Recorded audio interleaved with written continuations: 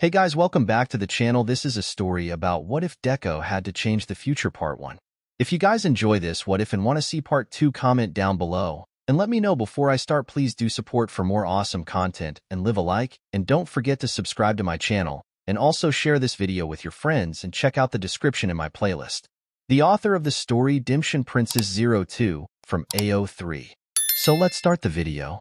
𝗧𝗵𝗲 𝗧𝗏. Parents: Midoriya Izuku and Todoroki Shoto. Age: 15. Gender: male. Looks: white and green hair, freckles and green eyes. Quirk: ice. Siblings: fraternal twin sister Itsuki. UA first year. Itsuki Todoroki. Parents: Midoriya Izuku and Todoroki Shoto. Age: 15. Gender: female. Looks: red hair, freckles, blue eyes. Quirk: fire. Siblings: fraternal twin brother 𝗧𝗵𝗲. UA first year. Kazumi Bakugo. Parents: Bakugo Katsuki and Kirishima Ijiru. Gender: female. Age: 15. Looks: long black hair with red streaks, red eyes, razor-sharp teeth. Quirk: lava. UA first year. Hiki Shinso. Parents: Shinso Hitoshi and Kaminari Denki. Gender: female. Age: 15. Looks: blonde hair with purple highlights, purple and yellow eyes. Quirk: able to mind control someone after she electrocutes them. UA first year. Hato Todoroki.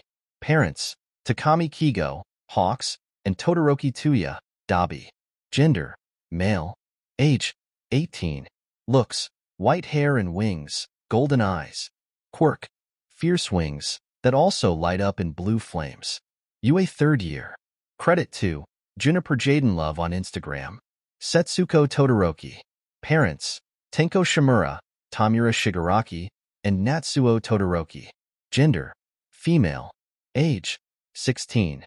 Looks: white long hair with light blue highlights, red eyes, slightly dry skin, but not too bad cause she takes care of it with skincare products. Quirk: small ice quirk and decay. UA second year.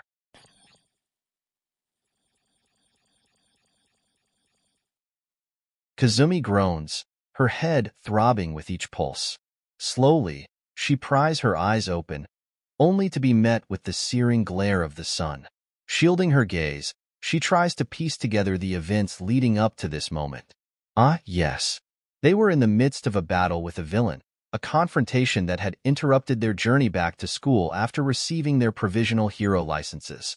A wave of relief washes over her as she spots her friends strewn about on the ground, unconscious but seemingly unharmed. Hastening to the nearest figure, she calls out urgently, "Hey, 𝗧𝗵𝗲, wake up." Her voice carries a note of urgency as she shakes the dual-haired boy, rousing him from his slumber. 𝗧𝗵𝗲 blinks groggily, confusion evident in his voice as he stirs. "Kazumi? What's going on? Where are we? And were you seriously about to slap me just now?" Kazumi's grin is unrepentant, though she tries to feign innocence. "What? No, of course not." Her hand hovers in midair, caught in the act, before she playfully follows through with the slap. "Seriously, Kazumi? I'm already awake." 𝗧𝗵𝗲 protests, rubbing his cheek with a mock scowl. Undeterred, Kazumi chuckles mischievously. "Just making sure. Icy hot. I told you I hate that nickname." 𝗧𝗵𝗲 grumbles, accepting Kazumi's offered hand as she helps him to his feet. His concern shifts to the other two girls still unconscious on the ground. "Itsuki." 𝗧𝗵𝗲's voice carries a note of worry as he rushes to his sister's side, gently rousing her from her slumber. Meanwhile, Kazumi tends to the blonde-haired girl, gently coaxing her back to consciousness, their shared ordeal leaving them all dazed and disoriented in the aftermath of battle. "Hey, Hiki." Kazumi's voice is sharp, cutting through the air like a blade, but her friend remains unmoved, lost in the depths of unconsciousness. With an exasperated groan, Kazumi tries again, this time resorting to a less than gentle shake. "Dunce face, get up." Her frustration boils over as she resorts to shaking her friend more vigorously. "You could be a bit nicer." Itsuki's voice carries a note of reproach as 𝗧𝗵𝗲 helps her to her feet. Kazumi's response is immediate and unapologetic. No. Finally stirring from her slumber, Hiki groans in protest as Kazumi pulls her upright. Are we back at UA? Her words are tinged with confusion as she rubs at her aching head. Itsuki echoes Hiki's sentiments, her brow furrowing in confusion as she takes in their surroundings. What happened? The realization dawns on them all at once, a collective understanding of their predicament. So what? That stupid villain had a teleportation quirk? Kazumi's frustration bubbles to the surface as she voices their shared confusion. Shosuke offers a nonchalant shrug. Seems like it. Hiki's confusion only deepens. But why didn't he use it during the fight? Kazumi dismisses the question with a wave of her hand. Doesn't matter now. Let's find Sensei. Itsuki's gaze sweeps the area, her eyes narrowing as she spots the absence of two of their companions. Wait, where are Hato and Shosuke? They were with us during the fight. Hiki's reassurance is swift, a calming presence amidst their growing concern. I'm sure they're fine. They probably just got teleported somewhere else. Itsuki takes a steadying breath, her resolve firming. First things first, let's go talk to Sensei. He can help us find them. As they make their way through the throngs of students, the familiar chime of the school bell heralds the end of classes, signaling the beginning of their quest. With determination etched on their faces, our 4 teens press on, navigating the sea of bodies with single-minded purpose. But fate, it seems, has other plans. Kazumi collides with someone, tumbling to the ground in a jumble of limbs and indignation. As she gathers herself to unleash a torrent of angry words, she freezes, her voice caught in her throat, as she comes face to face with a figure from her past. I'm so sorry. I should have watched where I was going. Are you all right? The worried voice cuts through Kazumi's irritation, momentarily quelling her rising frustration. She grunts in annoyance, but accepts the proffered hand, allowing herself to be pulled upright. Before she can respond, her gaze locks onto the figure before her, and she freezes in place. Shock registers in her widening eyes, but she swiftly regains her composure. I'm fine, she mutters tersely, her voice lacking its usual edge. With a casual farewell, the redhead flashes a grin, revealing a set of sharp teeth, before darting off to catch up with his companion. Bakubro, wait up. The blonde's irritated shout echoes after them, punctuated by a laugh from the departing redhead. As Kazumi watches them disappear into the crowd, her expression remains frozen in a mask of disbelief. It takes a moment for the world to snap back into focus, her friends' concerned voices breaking through her reverie. Kazumi? Kazumi? Hey, are you all right? Hiki's hand waves frantically in front of her face, snapping her back to reality. Shaking her head to clear away the lingering shock, Kazumi takes a deep breath, her mind racing with a newfound urgency. We have to find out what year it is. Check your phone. Her fingers fumble for her phone, urgency lending speed to her actions. But the screen remains stubbornly blank. A quick glance at her friends confirms their devices are suffering from the same fate. Kazumi, what's going on? You look like you've seen a ghost. Shosuke's voice is laced with concern, his brow furrowing as he tries to make sense of the situation. But for Kazumi, the truth is far stranger than any ghost story, and as the reality of their predicament sinks in, she knows they're in for a wild ride. I need to know what year it is. Kazumi's urgency propels her into a full-on sprint toward the school, her friend's footsteps echoing behind her. The rush of wind against her face, the pounding of her heart. Everything fades into the background as her singular focus hones in on one pressing question. As she races through the corridors, her mind races even faster. Why are her dads 16? The realization hits her like a punch to the gut, sending a jolt of disbelief coursing through her veins. It's a surreal thought, one that threatens to upend her sense of reality. But there's no time to dwell on the strangeness of it all. Kazumi barrels forward, determination driving her onward as she seeks answers from their teacher. Kazumi, wait up. You can't just take off like that. Itsuki's voice rings out behind her, but Kazumi remains undeterred. Something didn't feel right from the moment I woke up. I need to figure out why. Kazumi's resolve propels her forward as she navigates the endless hallways, her friends trailing behind her. Finally, they arrive at their destination, the teacher's room. Kazumi takes a moment to catch her breath, her mind racing with questions and uncertainties. After a few deep breaths, Kazumi raises her hand and knocks on the door. It swings open, revealing their teacher, Aizawa-sensei, standing on the other side with his characteristic tired demeanor. "Yes?" Aizawa-sensei's voice is gruff, his gaze piercing as he regards the group. "What do you need?"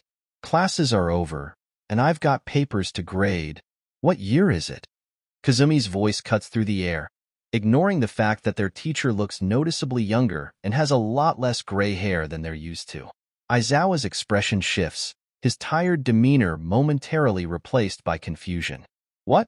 he responds, taken aback by the abrupt question. Kazumi repeats herself, her tone urgent and insistent. "It's—" Aizawa begins to answer before trailing off, seeming to realize the weight of the question. "It's 20, he hesitates, seemingly grappling with the unexpected inquiry. The teens are stunned into silence, the implications of Aizawa's response sinking in. "Fuck!" Kazumi exclaims, the realization hitting her like a ton of bricks. "So, we didn't get teleported." Shosuke's voice is filled with disbelief as he voices the realization. Itsuki shakes her head in disbelief, her mind racing to comprehend the situation. "We got sent back in time?" Aizawa's eyes widen in understanding as the gravity of the situation dawns on him. "Come on. You obviously need to talk," he says, gesturing for them to follow him into the nearby teacher's lounge. They settle onto a couch, their teacher taking a seat opposite them. "Tell me what happened," Aizawa prompts, his voice calm but serious. With that, the floodgates open, and Hiki recounts the events leading up to their sudden journey into the past. Aizawa listens intently, absorbing every detail. "All right, it seems you have indeed time-traveled," Aizawa begins, his tone grave. "The most important thing right now. You let nothing slip about the future, and I mean absolutely nothing." His words hang heavy in the air, underscoring the gravity of their situation. The four teens nod in unison, their agreement evident as Aizawa lays out the plan for their immediate future. "I have to talk to Nezu about this. We will need to figure out a way to get you back home. I'm guessing you also need a place to stay until then?" Aizawa's inquiry hangs in the air, met with another collective nod from the teens. "All right, you know me and your way around here, so I'm guessing you are in the hero course?" Aizawa's assumption goes unchallenged, prompting Itsuki to speak up. "Yes, we are in the hero course, and you are our homeroom teacher," Itsuki confirms, her tone steady despite the surreal circumstances. "Okay, I'm sure you can stay in the spare rooms of my class's dorm, but I will have to talk to Nezu about all of this first," Aizawa decides, rising from his seat. "What are your names?" "Just say your first names, if I know your last ones." "I'm Itsuki." "My name is Shosuke. I'm Itsuki's twin brother." "Kazumi." "I'm Hiki." "All right, wait here. I will be back," Aizawa says before leaving, closing the door behind him. The room falls into a heavy silence as the teens let out a collective sigh of relief, the weight of the situation settling in. "Should we have told him about Hado and Setsuko?" Shosuke breaks the silence, his voice barely above a whisper. "Honestly, I don't know. I mean, right now, each of their parents are the most wanted and dangerous villains. For all we know, they could have been teleported to wherever they are," Itsuki responds, her tone tinged with uncertainty. "We can't risk a fight, which is most likely to happen if the pros find them with the villains," Kazumi asserts, her tone firm and resolute. Shosuke nods in agreement, understanding the gravity of their situation. Meanwhile, sometime earlier, somewhere else, Hado groans in pain as he sits up, disoriented by his surroundings. Confusion clouds his mind as he surveys the dimly lit alleyway. Beside him lies an unconscious white-haired girl, Setsuko. "Wake up, Setsuko," Hado urges urgently, gently shaking her to consciousness. Setsuko's eyes snap open, her reflexes immediately springing into action as she instinctively moves to defend herself, a hand poised threateningly at Hado's throat. "Whoa, it's just me," Hado reassures her, raising his hands in a gesture of surrender. "Hado, what happened?" Setsuko inquires, her confusion evident as she tries to piece together their predicament. We were fighting a villain, then everything went black after he hit us with his quirk, Kato recounts, his memory gradually returning. That bastard. He must have teleported us away and escaped. Setsuko seethes with anger, her frustration palpable as she crosses her arms in indignation. However, her agitation is interrupted by a sudden realization. My gloves. Where are my gloves? Setsuko's panic mounts as she frantically scans their surroundings. I'm sure they are here somewhere. Calm down, Kato reassures her, joining in the search. Easy for you to say. One wrong touch and you're dust. Setsuko retorts, her fear creeping into her voice. Before they can react further, they are seized from behind. Their struggles futile as darkness engulfs them once more. Setsuko groans as consciousness slowly returns to her. The first sensation she registers is the tight restraint binding her hands behind her back. As she blinks away the grogginess, she realizes she's seated in a chair, a suffocating blindfold obscuring her vision. Hey, what the hell is this? I'm gonna kill all of you NPCs, she snarls with fiery defiance, her frustration boiling over. The blindfold is abruptly torn away, and Setsuko winces as her eyes adjust to the harsh light emanating from the ceiling lamp. We're asking the questions here. No, we're not. A familiar voice interjects. Shut up, twice. A raspy voice interrupts, commanding attention. Setsuko's heart skips a beat as she recognizes the voices. The League of Villains. Who are you? And how did you find our hideout, brat? Shigaraki demands, his tone laced with menace. Setsuko's mind races, analyzing the situation. Okay, Setsuko, stay calm. For some reason, your dad kidnapped you. He also looks younger, and his hair isn't black, she ponders, attempting to maintain composure. I asked you a question. Shigaraki's impatience snaps her back to the present. I'd love to answer, but could I maybe get a pair of gloves first? Ow, you really tied my hands tight, Setsuko retorts, rubbing her sore wrists with a hint of sarcasm. How did you get out of your restraints? Toga's astonishment breaks through, her disbelief evident. You didn't have any knives on you when I checked you. I dusted the rope, Setsuko deadpants, her wit sharp as ever. Now, gloves? She adds, casting an expectant glance at Shigaraki. He sighs in annoyance. Get her a pair of my spare gloves, Kurogyri. Yes, boss. Kurogyri acknowledges, disappearing momentarily before reappearing with a set of spare gloves. Artist gloves, to be exact. Thank you, Setsuko says, accepting the gloves with care, mindful not to dust them as she slips them on. She lets out a sigh of relief. That feels a lot better. Are you gonna tell us now why you're here? Shigaraki presses, his tone demanding answers. Setsuko shrugs nonchalantly. I don't really understand what happened myself either. We were fighting a villain, he hit us with his quirk, and then I blacked out. When I woke up, I found myself in that alleyway, she explains, her uncertainty evident. Shigaraki furrows his brow, contemplating her words. Well, you know the location of our hideout. We can't just let you walk around with that knowledge. So I'm gonna have to kill you now, he declares, his voice devoid of emotion. Before Setsuko can even blink, Shigaraki's hand with all 5 fingers rests on her arm, poised to invoke his lethal quirk. Yet, to his bewilderment, nothing happens. Why aren't you turning to dust? Shigaraki demands, his confusion palpable. Setsuko responds with a smug grin. I'm immune. You can't dust me and I can't dust you. It's because you have the same quirk, right?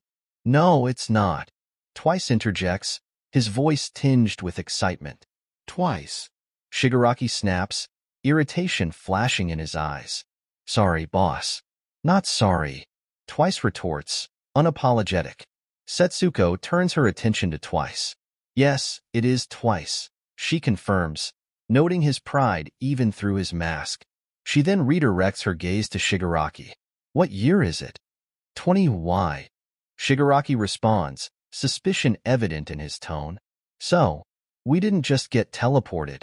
Setsuko mutters under her breath before addressing Shigaraki again. No reason. Her nonchalant facade barely conceals the whirlwind of thoughts swirling in her mind. Now, what do we do with these two?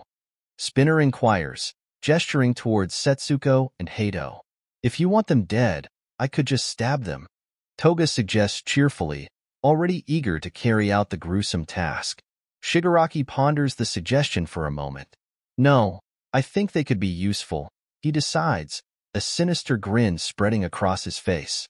He turns to 𝗬𝗵𝗲. Wake the boy up. 𝗬𝗵𝗲 strides over to Hato and delivers a firm slap to his face, jolting him awake. What the fuck, Dad? Hato groans, clearly disoriented from being abruptly awakened. 𝗬𝗵𝗲 scowls at him. I'm not your dad, kid. What? Hato stammers, confusion evident in his voice as he scans his surroundings. His confusion deepens as realization dawns on him. Oh, great. Yup, Setsuko quips, her tone laced with sarcasm. Before the League of Villains can react, Hato extends his claws and swiftly cuts through his bindings. He grabs Setsuko, and with a powerful flap of his wings, they make a hasty exit towards the door. Setsuko disintegrates the obstacle with her quirk, and in the blink of an eye, they vanish from sight. Fuck. Shigaraki curses, frustration evident in his tone as he begins to scratch his skin in agitation. Where to now? Hato asks once they're airborne above the clouds. UA is our best shot. We still have to find the others, and if we ended up at our dad's, then they probably did as well, Setsuko replies, her voice steady with determination. Hato nods in agreement, adjusting their course towards UA. As the school comes into view, he lands in the courtyard with caution, half expecting alarms to sound at their unexpected arrival. However, to their surprise, nothing happens, and they find themselves standing in the silence of the school grounds. Maybe our UA passes count here as well, Hato muses aloud, contemplating the possibility. Setsuko shrugs dismissively. Don't care. Let's just find a teacher and get back home, she suggests, her voice laced with urgency. They stride purposefully into the school, making their way towards the teacher's room. However, Hato comes to a sudden halt in front of the teacher's lounge. What is it? Setsuko inquires, peering at him curiously. I sense something. Someone. Hato's grin widens as he opens the door to the teacher's lounge, revealing their cousins and friends sprawled out on two couches. Found our cousins and their friends, he announces triumphantly. Setsuko's eyes light up with excitement as she sees their familiar faces, unconscious from the strain of time travel. Yeah, now we just need a way to get home, she exclaims, striding into the room with determination. Oi, sleepyheads, wake up! Setsuko calls out, nudging Kazumi gently. What the fuck? Kazumi grumbles groggily as she stretches, slowly coming to her senses. Shosuke and Itsuki rush over, enveloping their cousins in tight hugs, relief flooding their expressions. I'm so glad you guys are okay, Shosuke exclaims, his voice trembling with emotion. Where were you? Itsuki demands, concern evident in her tone as they part. We were kidnapped and threatened by our dads, Setsuko explains succinctly, her gaze steely with determination. What? Kazumi exclaims, her eyes widening in shock as she processes the gravity of their situation. Yeah, that was a scary experience. I'd not want to relive that. Setsuko shudders, and Hato nods in solemn agreement. Everyone's attention shifts to the door as it swings open once more, revealing Aizawa, who appears even more fatigued than before. More time travelers? He questions, his tone resigned. Aizawa-sensei. Shosuke addresses him, stepping forward. These are our cousins. They were affected by the villain's quirk as well. Aizawa nods in understanding, though the weariness never leaves his eyes. What did Principal Nedzu say? Hiki inquires, her voice tinged with concern. He says he's heard of something like this before, but it might take him a while to figure out how to get you home, Aizawa explains, his voice laced with a hint of regret. The news seems to deflate the kids, their shoulders sagging in disappointment. Do you know how long exactly we'll have to stay here? Kazumi asks quietly, her usual confidence replaced by a sense of vulnerability. Aizawa shakes his head solemnly. You can stay in the 1A dorms until then. We only have 5 spare rooms, though. That's okay. Shosuke and I can share. Like we did when we were little, Itsuki offers, her twin brother nodding in agreement. All right, Then come with me. Aizawa directs, leading the group towards the Heights Alliance 1A building.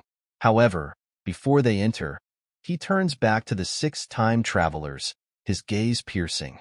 Do not, under any circumstances, let anyone know who you are or when you're from. I mean it, he warns gravely, emphasizing the importance of secrecy. Yes, sensei. With that they enter the dorms, the door swings open, and Aizawa enters the common room followed by the 6 students. As they step inside, they're met with the sight of 20 students gathered around the room. Some are lounging on the couches, others on the floor, and a few are standing and leaning against the furniture. Kids, these 6 are exchange students who will be staying with us for a while, Aizawa announces, gesturing towards the newcomers. Behave, treat them well, and remember, you are representing UA to them. So I expect you to be on your best behavior. His gaze sweeps over his class with a stern warning. Among the students, Shoto's eyes widen as he lays eyes on Setsuko. She's the spitting image of his mother, and Hato bears a striking resemblance to Tsunai. The class presidents, Ida and Yaoyorozu, will be showing you to your rooms, Aizawa continues, then gives the 6 teens a final look that conveys a clear message. Don't let anyone know. With that, he exits the room. Ida and Yaoyorozu rise from their seats and approach the newcomers. Nice to meet you. My name is Ida Tinya. You can call me Ida. I'm the class president. Ida introduces himself with a formal nod. And this is Momo Yaoyorozu, the vice class president. Yaoyorozu offers them a warm smile. Nice to meet you all. You can just call me Momo. It's easier than always saying Yaoyorozu, she explains with a gentle laugh. It's a pleasure to meet you as well. I'm Itsuki. Itsuki introduces herself, and her friends follow suit. I'm Shosuke, Itsuki's twin brother. Shosuke adds. I'm Hiki. Hiki chimes in enthusiastically, nudging Kazumi, who responds with a grunt. Kazumi, she mutters. I'm Setsuko. Setsuko introduces herself. I'm Hato. Hato concludes the introductions with a polite nod. Ida and Momo exchange puzzled glances when the exchange students refrain from providing their last names, but they quickly brush off the confusion and nod in understanding. Momo claps her hands together. All right, now that introductions are out of the way, let us show you to your rooms. Please follow me. You must be exhausted. I'll show Hato and Shosuke around, and Momo will show Setsuko, Hiki, Kazumi, and Itsuki around, Ida explains, motioning for his classmates to follow as they pass by the excited students. Midoriya, Todoroki, and Kaminari, in particular, seem bursting with questions. Once shown to their rooms, Momo and Ida, along with the rest of Class 1A, retreat to their own quarters. The twins' room is to the left of Midoriya's, while Shoto's is to Midoriya's right. Opposite Shoto's room are Setsuko and Hato's, and Kazumi's room is adjacent to Bakugo's, with Kirishima's on the other side. Hiki's room is next to Kaminari's. After resting for a bit, the 6 meet in the twins' room. They gather on the beds, discussing their next steps. We have to be careful. We cannot let anything slip, Hato says, giving Shosuke a stern look. Shosuke averts his gaze shyly. What are you glaring at me for? Itsuki groans in annoyance. You're the worst at keeping secrets, brother, she remarks, prompting a resigned sigh from Shosuke. We need to figure out when exactly we are as well, Kazumi points out. What good would that do?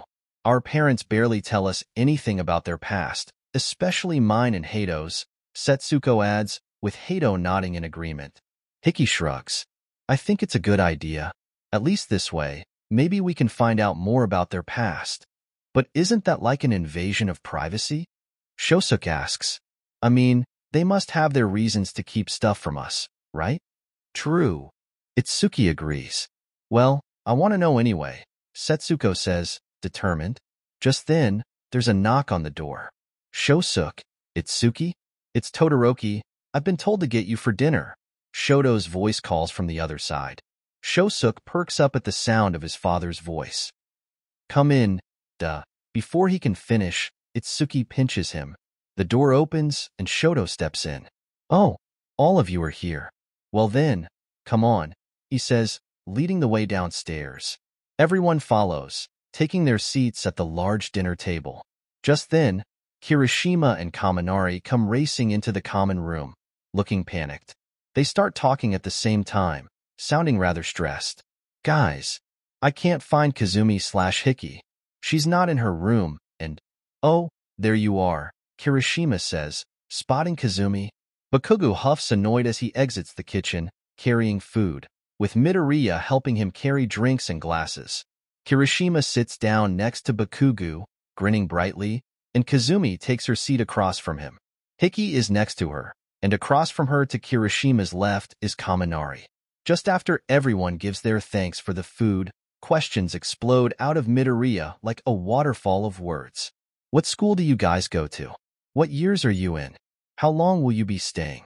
What are your quirks? Hato, is your quirk like Ha? Shut up, nerd. Bakugo interrupts loudly. Sorry, Kakin. Midoriya replies sheepishly. Kirishima smiles sheepishly. Sorry about Midoriya. He starts to ramble like that when he's excited. Shosuke does the same. Itsuki says with a chuckle.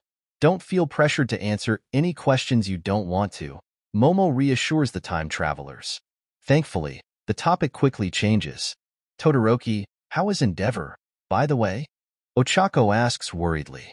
Yeah, he got injured pretty badly by that Nomu. Tsuyu adds. That fight was so scary. But Endeavor was so manly, still standing despite having gotten so wounded. Kirishima says, a bit teary-eyed. Hato and Setsuko try their best not to scowl at hearing that.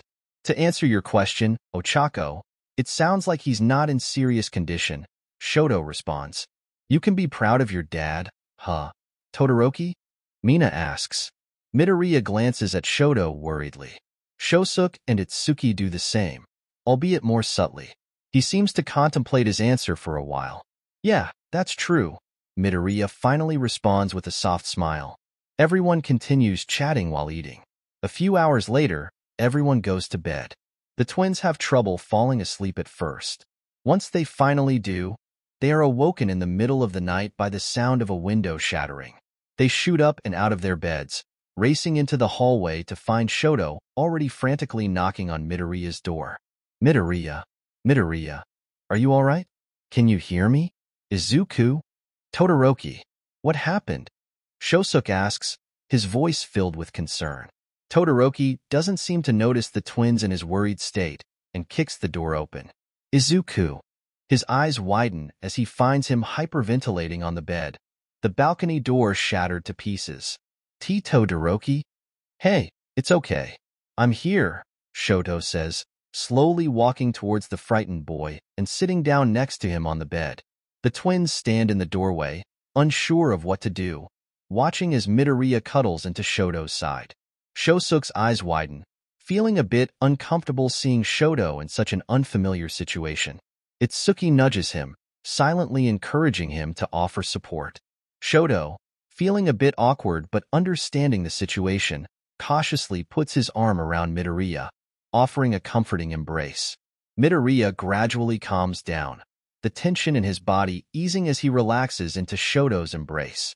The dual-haired boy looks to the twins for guidance, silently asking for their help.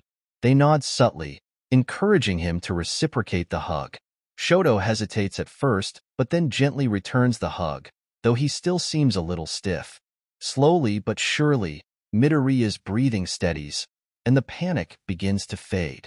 He blushes bright red when he realizes how close they are, but Shoto reassures him with a comforting smile, easing the tension.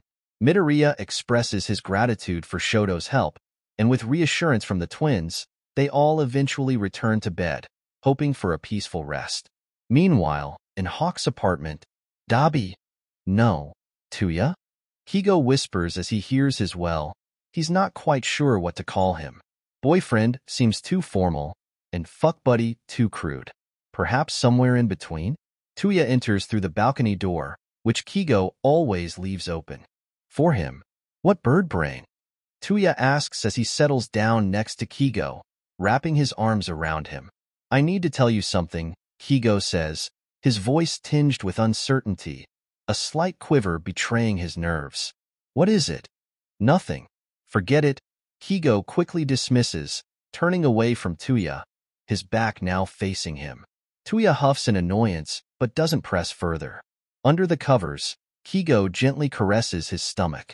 It's a secret he's been holding onto, uncertain of how Tuya will react. After all, this development changes everything. The next morning, Kazumi is rudely awakened by loud knocking on her door. "Oi, Kazumi! Get the hell up, or we're gonna be late for class." The voice of 𝗵𝗃𝗲 bellows through the door. "We?"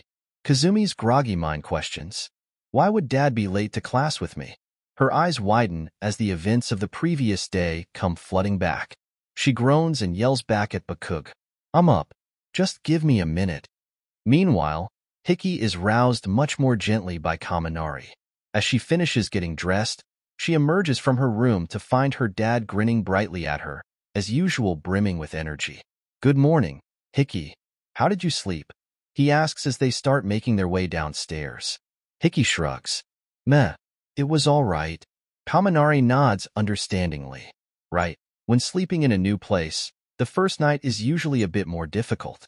"Totally understand." Hiki gives him a thankful smile. Once they exit the elevator, they find most everyone else already downstairs, eating breakfast before making their way to class. "Good morning, everyone." Hiki and Kaminari greet them simultaneously, their smiles rivaling the brightness of the sun. "Morning," Mina yawns. Siro, sitting beside her, seems a bit more awake and is keeping her from falling face first into her food. He gives them a wave. It's Suki and Shosuke emerge from the elevator shortly after, accompanied by Shoto. The twins look like they're about to fall back asleep while standing. "Whoa." Hato is immediately at their side, checking on his cousins with concern. "Did you two not sleep at all?" Shosuke yawns as Suki starts to explain. "We did, but we got woken up way too early and weren't able to fall back asleep afterwards." She yawns too once she's done talking. "How early is way too early?" Hato asks, turning to Shoto. "Just before sunrise," the dual-haired boy answers, though he seems distracted, scanning the room. "Have any of you seen Midoriya?" Shoto asks. The others shake their heads. "No, why?" Ida inquires. "No reason." Just then, the front door opens and Midoriya enters, looking out of breath. "Midoriya, there you are." "Todoroki was just asking about your whereabouts," Momo says. "Oh, I was just out jogging." Midoriya's cheeks turn pink when he looks at Shoto, and he races upstairs with an embarrassed squeak. Everyone else looks after him, confused. The twins share a knowing grin. Later in the afternoon, after changing into their winter costumes, Class 1A plus the exchange students gather on Field Gamma. The time travelers stand to the side as everyone else talks excitedly, all wearing their hero costumes as well. "It's finally time." Hagakure cheers. "Aren't you excited?" Hagakure, "Aren't you cold?" Jairu asks the invisible girl. "Super cold." "You've got guts. I'm wearing my winter version, too. Isn't it cool?" Mina asks, grinning. "Yes," Momo agrees. "It's gotten colder recently, huh?" "Everyone's costumes have changed since we started school." Ida, "It's amazing you lasted through the summer in that." Midoriya turns to Bakugo, who is walking towards them with Kirishima and Denki. "Kaken, yours is different too." "Huh. If you've got something to say, then say it to my face." "Damn nerd." Bakugo snarls. "Papa and Uncle Midoriya sure haven't changed," Kazumi says, chuckling. The twins nod in agreement, continuing to observe the interactions. "That suit. Does it come with a heat generator that protects against cold? Since your sweat glands are your weapons, it's a change that makes sense, and I think it's great," Midoriya rambles. "Don't praise it." Bakugo cuts him off, yelling, though Kirishima grins at Bakugo. "I think it's super cool, man." "Really?" "Yeah. Thanks or whatever." Kazumi squeals. "So manly. Look, my dads are getting along so great already. I'm glad, but at the same time, yuck. Do I have to watch them flirt 24/7 in the past as well?" "Kazumi, watch what you're saying. Someone might overhear," Hato scolds her. "You don't get to tell me what to do, bird brain." Kazumi growls annoyed, the ground below her feet heating up with her anger. The cement smokes as it starts to turn into lava. Hato glares right back at her, his feathers sharpening. Then the two get zapped and their eyes go blank. Cut it out, you two hot heads. Once they've calmed down, 𝗧𝗵𝗲 releases them from her mind control. While they were arguing, Class 1A continued discussing costume changes. Then, a very annoying voice rings out. Hey, you all seem really relaxed. Are you underestimating us? You're here. Kirishima cracks his knuckles. We've been excited. Huh, really? Well, too bad. The wave is definitely on our side. Class 1B makes their entrance. Come on, Class 1A. Let's settle this once and for all today. Monoma shouts. Kazumi, Itsuki, and 𝗧𝗵𝗲 glare at him. That slimy copycat. Monoma continues rambling about how Class 1B is better. Kendo is already on her way to hit him, but Aizawa beats her to it and restrains Monoma with his capture weapon. Be quiet, Aizawa commands. Vlad King walks up behind Aizawa. Today, there will be a special participant. Please try not to embarrass yourselves, Aizawa adds. A special participant? Momo asks, curiously. I'll beat them, Bakugo declares. Let's do our best together. Kirishima and his metal twin chime in.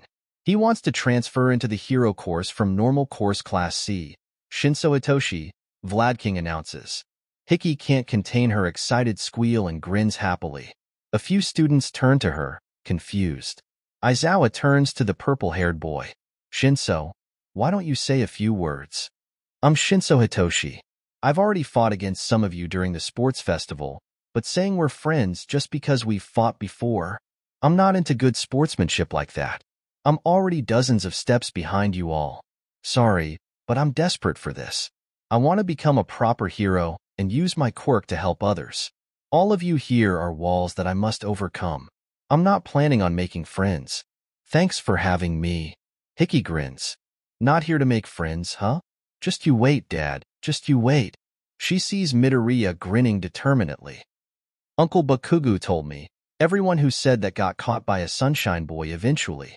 Yours will be Papa. Just like Uncle Bakugo with Uncle Kirishima and Midoriya with Todoroki. 𝗧𝗵𝗲 thinks as everyone else applauds. Well, shall we start? Aizawa asks, turning to Vlad King. It's time for combat training. This will be a battle between Class A and Class B. It'll take place here, in a corner of Field Gamma. Each class will make teams of 4, and each team will compete one at a time. Shinso will participate twice, once in a Class A team and once in a Class B team. In other words, 2 of the 5 matches will be 5-on-4. What? The 4-person team will be at a disadvantage. Kaminari interjects, perplexed. It's probably more of a disadvantage to bring the inexperienced Shinso into the team. The 5-person team will have the advantage in numbers, but they'll also have a handicap. The situation for this training will be heroes acting to surround a villain group and capture them. Think of the other team as villains. You'll win once you capture 4 people. In each team's base camp, there is a super cute prison. Once you imprison your opponents, that will count as capture, Vlad explains. How are we supposed to take that seriously? Kaminari asks, while 𝗧𝗵𝗲 giggles. Once you capture 4 people, is that the handicap? Bakugo questions, with Kaminari looking at him confused. Yeah, having a member of the team unused to fighting, and having even the 5-person teams lose if your 4 people are taken, Aizawa explains. So, you're telling us to fight with a piece of excess luggage, huh? That's crap. Bakugo says, annoyed. Don't be mean about it. Denki whines, while 𝗧𝗵𝗲 glares at Bakugo. How dare you call my father a piece of excess luggage? She hisses quietly but angrily as Kazumi holds her back. Bakugo glares right back at her. It's fine. It's true, Shinso says calmly. Denki stares at Shinso in shock. He's already way ahead in terms of respectableness. 𝗧𝗵𝗲 turns to her dad, enraged. No, it's not. 𝗧𝗵𝗲. Kazumi warns her, as electricity cackles around the blonde. Aizawa narrows his eyes at the seething 𝗧𝗵𝗲 and looks between her and Shinso. Who even are those guys? Monoma asks. We're just exchange students, Hato says calmly, while pulling 𝗧𝗵𝗲 back. Aizawa-sensei, will they also take part in this training? Ida asks. No, they will just watch from here, Aizawa responds, giving the 6 a stern look. His eyes glow red as he notices the electricity around 𝐒𝐽𝐽. Calm down. But Grand Dash. 𝐒𝐽𝐽 starts to protest, but 𝐬𝐿𝐼 quickly slaps her hand over her mouth. That's enough, 𝐬𝐿𝐼 says firmly, removing her hand from 𝐒𝐽𝐽's mouth after a moment. 𝐒𝐽𝐽 huffs annoyed and crosses her arms over her chest. Aizawa looks at 𝐒𝐽𝐽, initially confused, but then shakes his head. He and Vlad take out 2 lot boxes. Time to draw lots. After everyone draws their teams, it's Shinsu's turn. He's in Team 1 of Class A and Team 5 of Class B. 𝐒𝐽𝐽 squeals excitedly when she sees both of her dads on the same team. Kazumi sighs, smiling fondly at her energized best friend. I know what you said, but let's have fun with this. Looking forward to it, Kirishima says. That's the face of a guy popular with girls. You're popular, right? I can tell. Bakugo teases. 𝐒𝐽𝐽 facepalms, sighing. Papa, you'll start at your base camp. The time limit is 20 minutes, Vlad explains. If there is no decisive victory within the time limit, then whoever has the most people left will be the winners, Aizawa adds as All Might and Midnight arrive. The first match starts. Tsuyu crawls along the wall, camouflaged. We all have a good idea of the other team's skills, but let's stay together so we can put pressure on with our numbers. Hey, don't you think I could just separate from you guys and let off 1,000,000 volts or something? Kaminari asks. Did you think about what would happen if you separated from us? You'd be by yourself, you know, Kirishima reminds him. That's true. And that Shiozaki will be tough. Huh? That quirk is amazing. It's got range, and I lost to it. Kaminari shudders. I'd like to take care of the most troublesome quirk first, Shinso says. Kaminari grins at him. You totally get it, Shinso. Anyone would understand that. Huh. They strategize some more, and then the opposing team attacks. Shishida throws Kirishima and Tsuyu into walls, and Kota gets imprisoned. Now it's just Shinso and Kaminari versus the villains. They fight, and Shinso brainwashes Shishida, using his persona chords to deceive him. 𝐒𝐽𝐽 cheers enthusiastically. Shinso is about to use his capture weapon, but gets imprisoned as well. Kaminari surges forward, and Shishida grabs him. If you touch me, you'll get shocked. Kaminari electrocutes him, but gets thrown into pipes. He winces, holding his shoulder. Kirishima bursts out of the rubble and frees Kota. Tsuyu manages to capture Tsuburaba and takes off. Kirishima and Kota fight Shishida, but he grabs them and throws Kirishima with all his strength, right at Shiozaki. Kirishima screams echo across the field. Kirishima. Kazumi stares wide-eyed at the screen. Bakugo narrows his eyes. Tisk. He snarls next to her. Don't worry. He can handle some thorns. Pa Bakugo. One member from each team has been caught. Then Shishida captures Kota as well. Tsuyu and Kaminari break out Shinso from his air prison. What should we do, Tsu? Kaminari asks her. We're going to lose like this. We spent too much time understanding Shinsu's quirk, huh? They took us completely by surprise. I should have been able to move faster to capture them. Sorry, Shinso says, avoiding eye contact. We're the ones who should be apologizing. You ended up having to fight head-on. It was my fault that the plan wasn't good enough, Tsuyu says. I mean, you did a good job just being able to move, even though getting hurt is normal in these real combat trainings. I had to be rescued. I even told him good work without thinking. I know you said you weren't planning on being friendly, but I like you. You're totally a future hero. 𝐒𝐽𝐽 is unable to stop squealing. Whatever. 𝐒𝐽𝐽 turns to her friends. My dad is so blushing under his mask. Kazumi nods, agreeing. They continue to fight, and in the end, the Class A team wins. Their classmates cheer, 𝐒𝐽𝐽 cheering the loudest. Right now, she doesn't care that it might seem weird. She is just so proud of her dads. After their bout, the teachers offer feedback to their students, highlighting areas for improvement and mistakes made during the skirmish. Monoma strides towards Shinso, drawing 𝐒𝐽𝐽's glare as he nears her father. Unbeknownst to her, Kaminari's expression shifts to one of jealousy as Monoma approaches.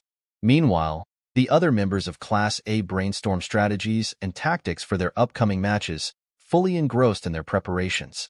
During the second bout, Hato watches with pride swelling in his chest. Recalling stories from his mother about 𝗏𝗏𝗄𝐵's internship with his father, he admires his older brother's prowess. My big brother is so cool. 𝗧𝗏𝗄 muses silently as he observes 𝗏𝗏𝗄𝐵 taking flight. However, despite their efforts, Class B emerges victorious in the second match. After a break to allow the mushrooms to disappear and for the teams to relocate, it's time for the third match. The next generation of Todorokis is practically vibrating with excitement, especially the twins. They sit down to Midoriya's left, having energetically shoved bnha away. Hello, you two. Ochako greets them cheerfully, and Midoriya waves. Are you excited for the next match? Mina asks. The twins nod eagerly. That Todoroki, he's a strong one, right? Itsuki asks, pretending not to know. Yes. With Todoroki and his two wide-range attacks of flame and ice, Iida's speed, Shoji and his outstanding scout capabilities, and Ojiro, who is good at close combat, I think this is a nicely balanced team, Midoriya says. 𝗧𝗏𝗄 watches curiously as 𝗏𝗏𝗄𝐵 talks to his uncle, then sits down next to him. 𝗧𝗏𝗄 looks at him. Is your throat all right? He asks. Yes, thank you for asking, 𝗏𝗏𝗄𝐵 replies. I'm glad, 𝗧𝗏𝗄 says, relieved, trying hard not to call him an I. You know, you remind me of my mentor Hawks, 𝗏𝗏𝗄𝐵 suddenly says. I do? Why is that? 𝗧𝗏𝗄 curses under his breath. Your wings, 𝗏𝗏𝗄𝐵 points at them, and you also act and look like him. I'm sure that's just a coincidence, huh? 𝗧𝗏𝗄 says, rubbing his neck nervously. The match commences, and the teams engage in a head-on battle. The twins watch with growing concern as 𝗧𝗏𝗧 relentlessly pummels their father. Despite Todoroki's efforts with both flames and ice, 𝗧𝗏𝗧's onslaught continues unabated. Itsuki winces as Todoroki receives a particularly brutal blow to the gut. We have to do something. He could get seriously injured at this rate. Shosuke whispers urgently, tears welling in the corners of his green and gray eyes. No. His sister hisses back, her turquoise eyes flashing. I'm just as worried about Dad as you, but we cannot interfere. What if we change something by accident? Shosuke bites his lip and squeezes his eyes shut, unable to bear watching his father suffer. Todoroki's pained groans and grunts echo through the arena. After a few tense minutes, Itsuki shakes Shosuke. Shosuke, look, he's heating up so much. And now he's fried the camera, she exclaims excitedly. Huh. Shosuke opens his eyes and sees the screen, now showing only static due to the malfunctioning camera. I think he's about to do prominence burn. Shosuke and Itsuki hold their breath, their gazes fixed on the screen with a mix of anticipation and adoration. But then Hananuki intervenes, dropping a pipe on Todoroki, knocking him out. The twins gasp in horror. Iida rushes past Hananuki, striking him, and manages to grab Todoroki. He attempts to flee, but Hananuki and 𝗧𝗏𝗧 cause a giant silo to collapse. In a desperate move, Iida throws Todoroki to safety but becomes trapped underneath the rubble in the process. With most of the participants rendered unconscious, Kaibara and Ojiro are captured, and Iida remains immobile. Pony and Ojiro continue to fight as the Todorokis stare wide-eyed at the screen, overcome with shock. Dad. Uncle Shoto. The four whisper, their voices tinged with disbelief. The twins had known that their parents' training at UA would be challenging, but witnessing the extent of the brutality firsthand leaves them stunned. Hiki and Kazumi are taken aback by the turn of events. As the timer runs out, signaling a draw, the unconscious students are swiftly carried to the infirmary for treatment by Recovery Girl. Without hesitation, the twins leap to their feet and bolt towards the infirmary. Hey, Itsuki, Shosuke, come back here. 𝗧𝗏𝗄 calls after them, but Setsuko grabs his hand. Let them go. They need this. I'm sure they'll be cautious about what they say, Setsuko says calmly.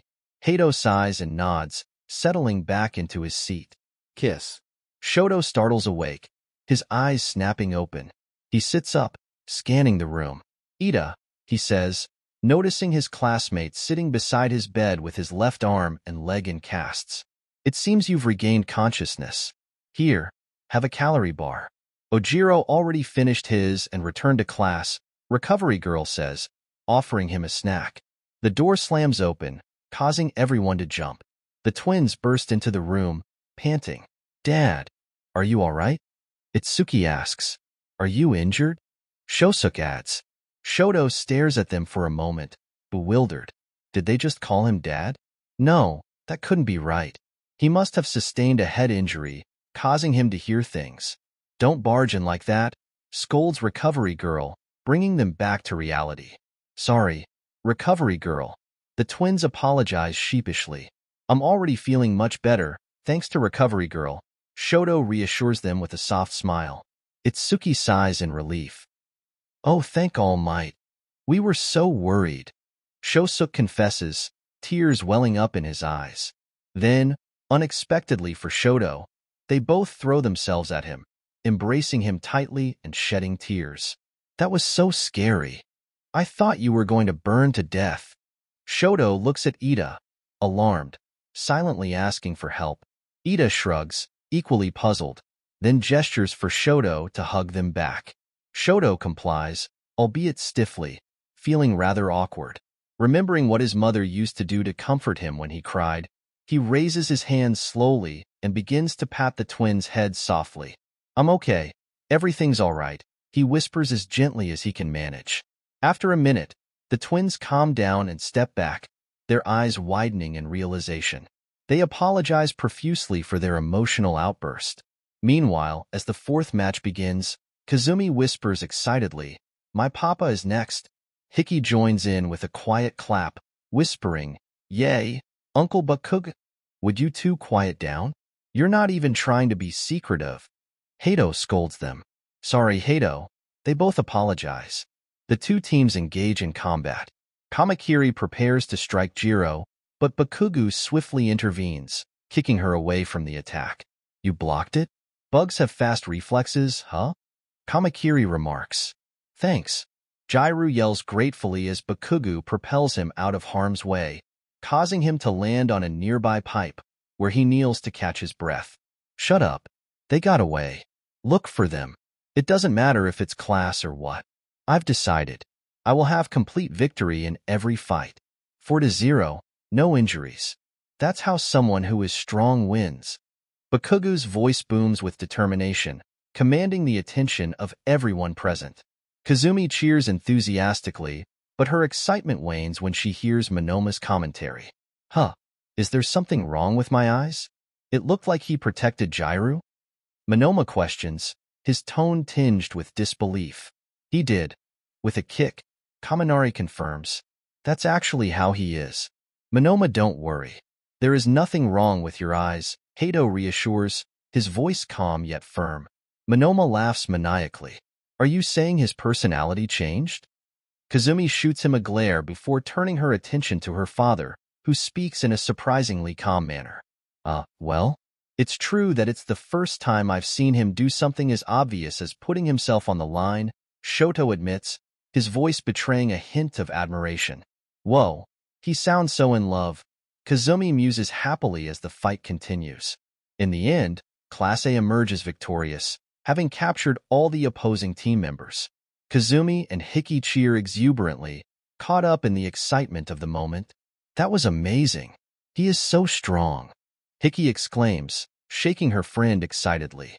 "He's the best." Kazumi agrees wholeheartedly, her eyes sparkling as she gazes at her father on the screen. It didn't even take 5 minutes. With unexpected teamwork, Class A wins with a perfect 4-0. Kazumi and Kirishima erupt in cheers, their excitement echoing through the arena. Aizawa gives the team a thumbs up, his expression hinting at a comment he's withholding. However, his attempt to speak is drowned out by the boisterous celebration of Kirishima and Kazumi. "Oi, shut it, you two." Bakugo's voice cuts through the cheering. "Sorry, Baku bro." Kirishima apologizes sheepishly. "Sorry," Kazumi adds, her enthusiasm dampened momentarily. Aizawa sighs, momentarily defeated by their exuberance, before redirecting his attention to the victorious team. "You didn't do any more damage than necessary and secured them quickly after capturing them." With Bakugo as the focal point, utilizing his exceptional mobility and combat prowess, the three of you also provided strong support, 𝐈𝐧𝐭�0𝐵𝐼𝐺 J Sato, and Shiro beam with pride at the praise, while Bakugo wears a smug grin. Kaminari rushes over, Hiki in tow, to join the congratulatory chorus. Kakin, you really showed your stuff out there. And J was like a true heroine, he exclaims, earning an affirming nod from Hiki. I'm a hero, though, J corrects with a smirk. Shiro turns to the Kaminaris, offering a playful remark. It was like watching a delinquent take care of a stray cat. As the group returns to the rest of the class, Midoriya beams at his childhood friend. Kakin, move, scum. Bakugo retorts sharply. I'm not in your way, though. Midoriya responds innocently. They exchange a few words before Bakugo abruptly turns to leave, only to find himself enveloped in a sudden, unexpected hug. Shitty hair. What the hell do you think you're doing? He roars, caught off guard by the embrace. You were so amazing out there. So manly. Kirishima exclaims, squeezing his boyfriend tightly in a hug. Stop it, you idiot. Bakugo growls, slightly flustered, as he breaks free from Kirishima's embrace. The two settle down beside each other, Bakugo letting out a sigh. Thank you, Ijuru. You were really awesome during your fight too. You looked so hot, breaking out of the rubble like it was nothing. Bakugo whispers, his voice softer than usual. Kirishima grins, a blush dusting his cheeks. You're welcome, cats, he responds, equally as quiet. Kazumi, watching from behind them, lets out an odd sigh. She turns to Hiki, who has returned to her side. Look at my dads. So manly. Kazumi gushes with pride. Your dads are already dating, right? Hiki asks. Kazumi takes a moment to recall. Dad said they got together while staying at a hotel on Island. So yes, they're together already, though I think they haven't told the others yet. But I think Aunt Mina and some others already know. They're not exactly subtle sometimes, Hiki points out with a laugh. Bakugo and Kirishima sit so close that Bakugo is practically in the redhead's lap. Kazumi nods in agreement, sharing Hiki's laughter. Meanwhile, Todoroki and Ida return, accompanied by the twins. Shoto seems lost in thought as they take their seats. The twins settle down next to Hato and Setsuko, while Shoto and Ida stand beside their classmates. Vlad King's voice rings out once again, breaking the momentary silence. Now, for the fifth match. It's the last match of the day. Are you ready? Do your best until the end. Start. Excitement fills the air as everyone's attention focuses on the screen, eager to see the outcome of the upcoming match. Amidst the anticipation, Setsuko leans into her cousin, her voice barely above a whisper. What did you do with Uncle Shoto? He looks like he's conjuring up some wild conspiracy theory. Hato, eyeing the twins suspiciously, waits for an answer. Itsuki nonchalantly whistles, avoiding eye contact, while Shosuke, looking rather guilty, finds sudden fascination in the ground beneath him. Well? Hato presses, his gaze unwavering. I don't know what you're talking about, Inai-san. We didn't do anything, Itsuki replies with a dismissive shrug. Hato redirects his scrutiny to Shosuke, who nervously squeaks and begins to sweat. Is it just me? Or is it getting hot in here? Shosuke tugs at his collar nervously. We're outside, and you have an ice quirk. You don't get hot, but you're about to, Hato hisses, his feathers igniting with a faint blue flame. Shosuke's squeak intensifies, his eyes squeezed shut in apprehension. We called him Dad, but I don't think he noticed, or realized. He blurts out, unable to contain the secret any longer. Shosuke. Itsuki's shout is a mix of rage and disbelief, while Setsuko and Hato are visibly stunned. You little snitch. Itsuki lunges at his brother, but Shosuke deftly dodges, and the two begin a chaotic chase around the platform. Kazumi and Hiki are the first to notice the commotion, their attention drawn to the spectacle unfolding before them. I'm gonna kill you. You always snitch. You little weakling. Itsuki's voice reverberates with fury, flames dancing dangerously along her skin, threatening to erupt into a blaze. I'm sorry. I'm sorry. Shosuke's tearful plea echoes back, his body slowly encasing itself in ice as snowflakes begin to fall around him. Would both of you stop? Setsuko interjects, her tone tinged with frustration. Denki turns to Hiki, seeking clarification. Are they always like this? Hiki nods, exhaling a weary sigh of resignation. Itsuki unleashes a torrent of flames at her brother, prompting 𝗳𝗧𝗅 to hastily erect an ice wall for protection. The skirmish intensifies, with flames and ice colliding in a chaotic clash. Aizawa and the other teachers ready themselves to intervene when Hato abruptly shoots into the sky, his wings ablaze with vivid blue flames. Itsuki and 𝗳𝗧𝗅 Todoroki, both of you stop right now, or so help me God. I will get Uncle Izuku. Hato's thunderous voice reverberates across the platform, commanding attention and freezing the combatants in their tracks. Silence falls, a heavy tension hanging in the air as everyone processes Hato's stern warning. Before anyone can react, the ground quakes violently. In the distance, a black whip breaks free, unleashing chaos and destruction in its wake. On the still-functioning screen, Midoriya's panicked expression is evident, his screams echoing through the air. Run! The urgency in Midoriya's cry reverberates through the chaos, spurring action. 𝗳𝗧𝗅 and Itsuki's eyes widen in terror, their breaths growing ragged as they register the imminent danger. Papa! Their cries pierce the chaos as they bolt towards the source of the disturbance. Itsuki employing her flames to propel herself forward while 𝗳𝗧𝗅 slides across his icy path. You two, don't just run off while I'm scolding you. Hato's voice is lost amidst the chaos as he shouts after them. Setsuko looks up at Hato, her expression fraught with uncertainty. What do we do? On screen, the chaotic movements of Black Whip render Shinso unconscious, his figure sprawled amidst the turmoil. Hiki's expression morphs into one of deep concern as she observes her father's plight, mirroring the worry etched on Kaminari's face. Get me to him. Hiki's urgency pierces the air as she turns to Hato, her determination palpable. Hato deliberates for a fleeting moment before acquiescing with a nod. Swiftly, he swoops down, scooping up Hiki in his arms before soaring into action. As they approach the scene of chaos, the twins navigate the tumultuous environment, deftly dodging the thrashing tendrils of Black Whip. From above, Itsuki locks eyes with 𝗳𝗧𝗅, urgency coloring her gaze. Freeze it. I'll get him to safety. Her directive is clear as she gestures towards the fallen Shinso. 𝗳𝗧𝗅 nods in understanding.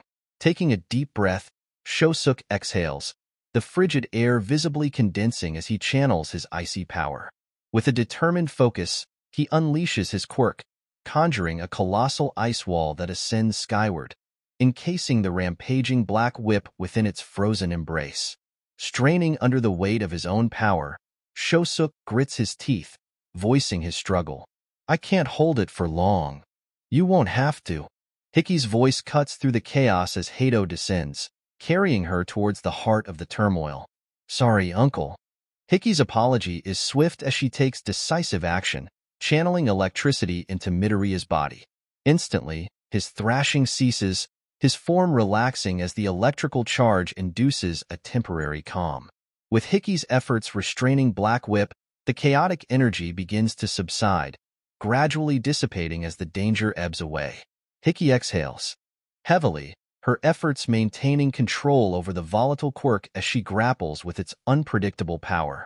Finally, Black Whip recedes, and Hato deftly slices through the ice, freeing Midoriya with the precision of his feathers. Descending slowly, he carefully lowers Midoriya to the ground, while Hiki, drained from her exertion, collapses. Her nose bleeds, and 𝗳𝗧𝗅 reacts swiftly, catching her before she hits the ground. As Midoriya lies motionless, his eyes still blank, 𝗳𝗧𝗅's worry mounts. He's not waking up. What do we dash? Slap. Midoriya jerks awake with a gasp, startled by the sudden jolt. Hato and I. What? It woke him up, didn't it? Hato's nonchalant response contrasts with Midoriya's panicked recoil. Get away. It's dangerous. Midoriya scrambles backward, his eyes darting around in confusion. It's fine. Hiki's brainwashing took care of it, Hato reassures, but 𝗳𝗧𝗅 isn't convinced. He shoves Hato aside, earning an irate protest, and kneels beside his father. Are you okay? 𝗧𝗠𝗧𝗏's concern is evident as he studies Midoriya's still form. Meanwhile, the crackling voice of the speakers interrupts the tense moment. We're putting this fight on hold for now. Everyone, get back here now. Hato grimaces. Aizawa sounds pissed. 𝗧𝗠𝗧𝗏 winces. He definitely is. What were you thinking? Aizawa's voice cuts through the tension like a blade. A dash. I'm going to tell you. You weren't. You just charged straight in. You could have been killed. That was a quirk out of control. You let us, the professionals, handle something like that. Aizawa-sensei, it was my fault. I'm sorry, Midoriya says, attempting to diffuse the tension. Not now, problem child. Aizawa sighs tiredly. Class A and B, get back to your dorms. But Sensei Shoto tries to interject. No, Todoroki. All of you, go and never speak of this again and don't ask questions. Once the 40 students have left, Aizawa turns back to the 6 time travelers lined up in front of him, Hiki pressing a tissue to her bleeding nose. So, I think it's for the best if you tell me now, just who exactly you are. But Sensei, you said not even you could know. I know what I said. Just tell me your full names. My name is Hato Todoroki. Setsuko Todoroki. I'm Itsuki Todoroki. I'm Shosuke Todoroki. My name is Kazumi Kirishima Bakuga. My name is Hiki Shinso Aizawa Kaminari. But I just go by Hiki. Aizawa falls silent for a while, absorbing the information. All Might whistles, impressed. Wow, that is a lot of Todorokis. You're not helping, Toshinori. Apologies, Aizawa. Aizawa turns to the blonde. Hiki? Yes? You're my granddaughter? Hiki nods, a faint smile playing on her lips. Aizawa chuckles softly. My wife is gonna have a field day when she hears this. He adds, a hint of amusement in his voice. /N. For those wondering, his wife is my OC Mylan Aizawa, 30 years old. Together they adopted Shinso and Eri. Hiki giggles in response to her grandfather's remark. What now, Sensei? We will leave if you want us to. We just changed something in the past after all. We might have ruined the future, Hato says, concern lacing his voice. No, don't be stupid. You can stay, but you just have a lot of explaining to do now to Todoroki and Midoriya. I won't be able to keep those two from asking anyways. Not with how Midoriya analyzes everything in Todoroki's conspiracies, but just the twins, since only their cover is blown. The rest of you, continue to keep your full names a secret, Aizawa explains, his tone firm yet understanding. The 6 teens nod, relieved to have some clarity on the situation. Now, I'll go back to the dorms with you to make sure everything goes smoothly, Aizawa suggests, taking charge of the situation. Midnight and All Might leave the scene. Hiki, are you sure you don't want to go to Recovery Girl to get checked out? Overusing your quirk is not healthy. Aizawa expresses his concern, turning to his granddaughter with a worried expression. I'm fine, Grandpa. The nosebleed already stopped, mostly, and I'll just have a migraine after, so I'd like to lie down once we get to the dorms, Hiki reassures him, a faint hint of fatigue in her voice. Of course. Is there anything you need? Any medication that you take for migraines? Hitoshi usually takes --. I'm okay, Grandpa, really. I just need some darkness and quiet, Hiki interrupts, gently cutting off her grandfather's concern. Aizawa nods, respecting her wishes. They reach the dorms and enter, ready to face whatever awaits them next. Shoto and Midoriya sit on one of the common room couches, seemingly awaiting the twins' arrival. Aizawa nudges the twins forward gently, prompting Hato, Setsuko, Kazumi, and Hiki to stealthily slip past them and head upstairs, eager to avoid any immediate questioning. Hiki wastes no time in drawing her curtains shut and lying down, seeking solace in the quiet darkness. Good night, Hiki. Call if you need anything, Kazumi whispers softly as he closes the door with care. Thanks, Kazumi, Hiki murmurs gratefully before closing her eyes, sinking into the comfort of her bed. Meanwhile, downstairs, Itsuki lets out a sigh before beginning to speak. We're from the future, and the 2 of you are our parents. Our names are Itsuki and Shosuke Todoroki. Midoriya's eyes widen in disbelief, his cheeks flushing crimson with shock. Shoto, on the other hand, blinks in surprise before leaping to his feet, a triumphant grin spreading across his face. "Yes, I was right," he exclaims, pumping his fist into the air, while 𝗀𝗧𝗃 lets out a chuckle. "I can't believe one of his conspiracies came true," 𝗵𝗃𝗍 mutters, still awestruck by the revelation. 𝗧𝗏𝗃 lets out a soft giggle as the twins settle down beside them. 𝐈𝐴𝐽a waves farewell and exits the room, leaving the four of them to converse. "So, do you have anything you want to ask us?" "I'm not sure what we can answer, though," 𝗀𝗧𝗃 says tentatively. "So, your quirks are basically mine but separated?" 𝗵𝗃𝗍 inquires, seeking clarification. The twins nod in affirmation. "What about the others? Are they from the future as well?" 𝗵𝗃𝗍 continues, curiosity evident in his tone. "Yes, but we're not allowed to say who exactly they are. We weren't even allowed to let you two know about us." 𝗧𝗏𝗃 explains solemnly, her tone laden with remorse.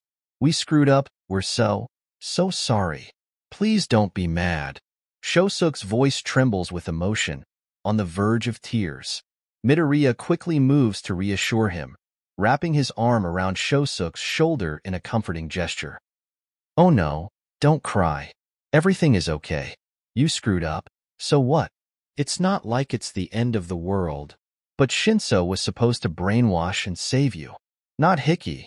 We could have ruined the future by intervening." 𝗧𝗏𝗃's distress is palpable as she expresses her concerns.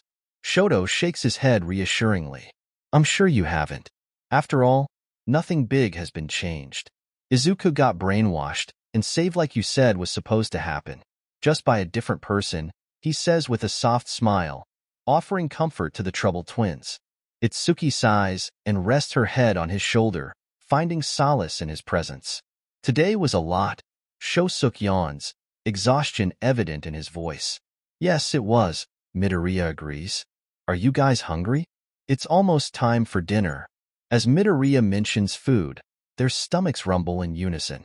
He chuckles at the timing and rises to his feet. "Well, what are you in the mood for?"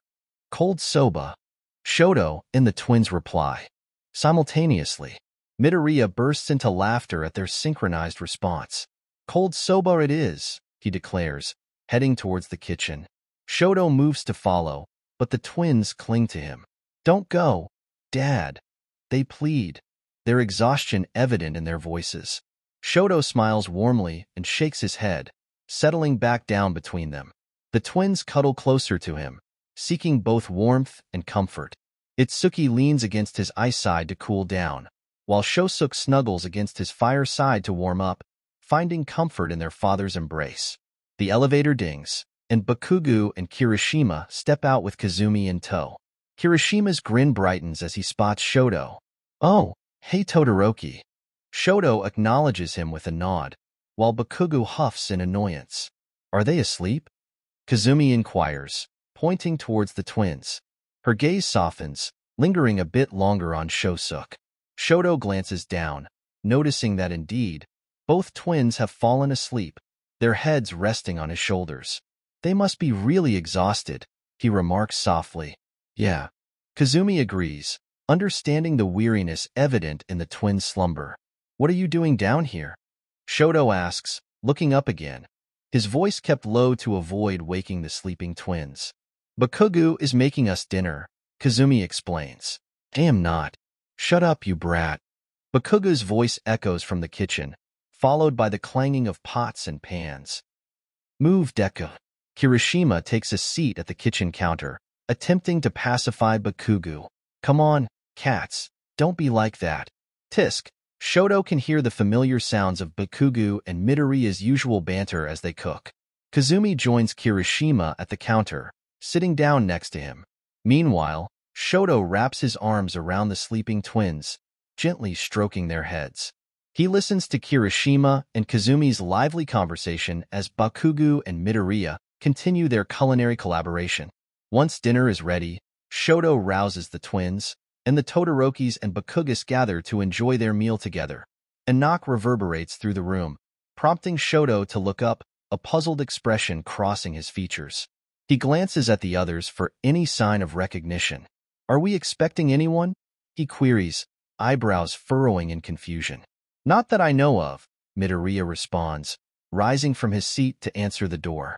The entrance swings open to reveal 𝗵𝗲𝗄, who announces dramatically, "Class B is here to join you for dinner."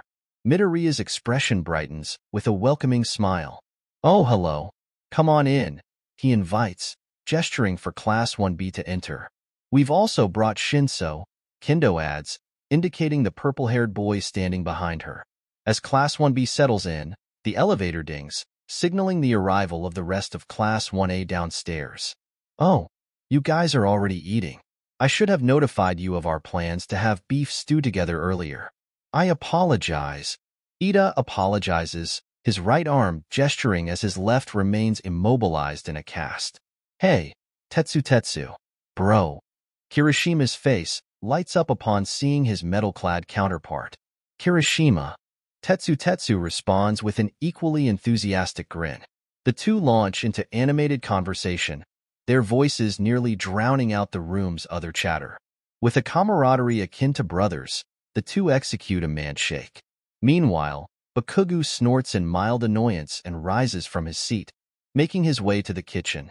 "I'll help with the cooking," he declares gruffly. Observing the reunion, Kazumi grins at her dad and Uncle Tetsu. "Shinso, you're here." Kaminari's face lights up as he approaches the purple-haired boy. Shinso rubs the back of his neck sheepishly. "Of course I am. You wouldn't stop texting me, begging me to come over," he teases. "I'm glad you're here. Come, sit with me." Kaminari gestures towards one of the couches, and the two settle in, engaging in lively conversation. Shinso listens attentively, his gaze filled with admiration. Amidst the chatter and camaraderie, the group disperse throughout the common area, finding their places on the couches, assisting in meal preparation, or arranging tables to form a single large dining area. However, Mineta remains sequestered in his room, presumably serving out a self-imposed exile. Suddenly, Tetsu forcefully shoves Kirishima to the ground, his voice rising in frustration. "Idiot! Bastard! Stop whining!" he exclaims, his actions taking Kirishima by surprise. Clutching his cheek where he had been struck, Kirishima responds, "But today, you were totally better than me." Tetsu's expression softens as he explains, "Since I'm metal, I can withstand heat. But since I'm metal, there is a limit to how hard I can be. I'm different from you, who can get harder the more you're hit. We're both strong in our own ways." He extends his hand to help Kirishima to his feet. Accepting the gesture, Kirishima grins. "Yeah, Tetsu," he declares, a renewed sense of determination in his voice. Observing the exchange, Kazumi sits in awe. "Amazing! How manly!" she exclaims, her admiration evident. Bakugo groans in exasperation. "Not you too," he mutters under his breath. With dinner now prepared, everyone serves themselves a bowl and begins to eat, filling the room with the sounds of clinking utensils and satisfied murmurs. Midoriya, Shoto beckons him to step aside for a moment, away from the group. Responding to the call, Midoriya approaches him. "Yes, Todoroki-kun?" he inquires, his curiosity piqued. "Just Shoto is fine. Otherwise, it might be confusing with the twins," Shoto clarifies, aiming to avoid any potential mix-ups. Midoriya blushes and stutters in response. "Right? The twins?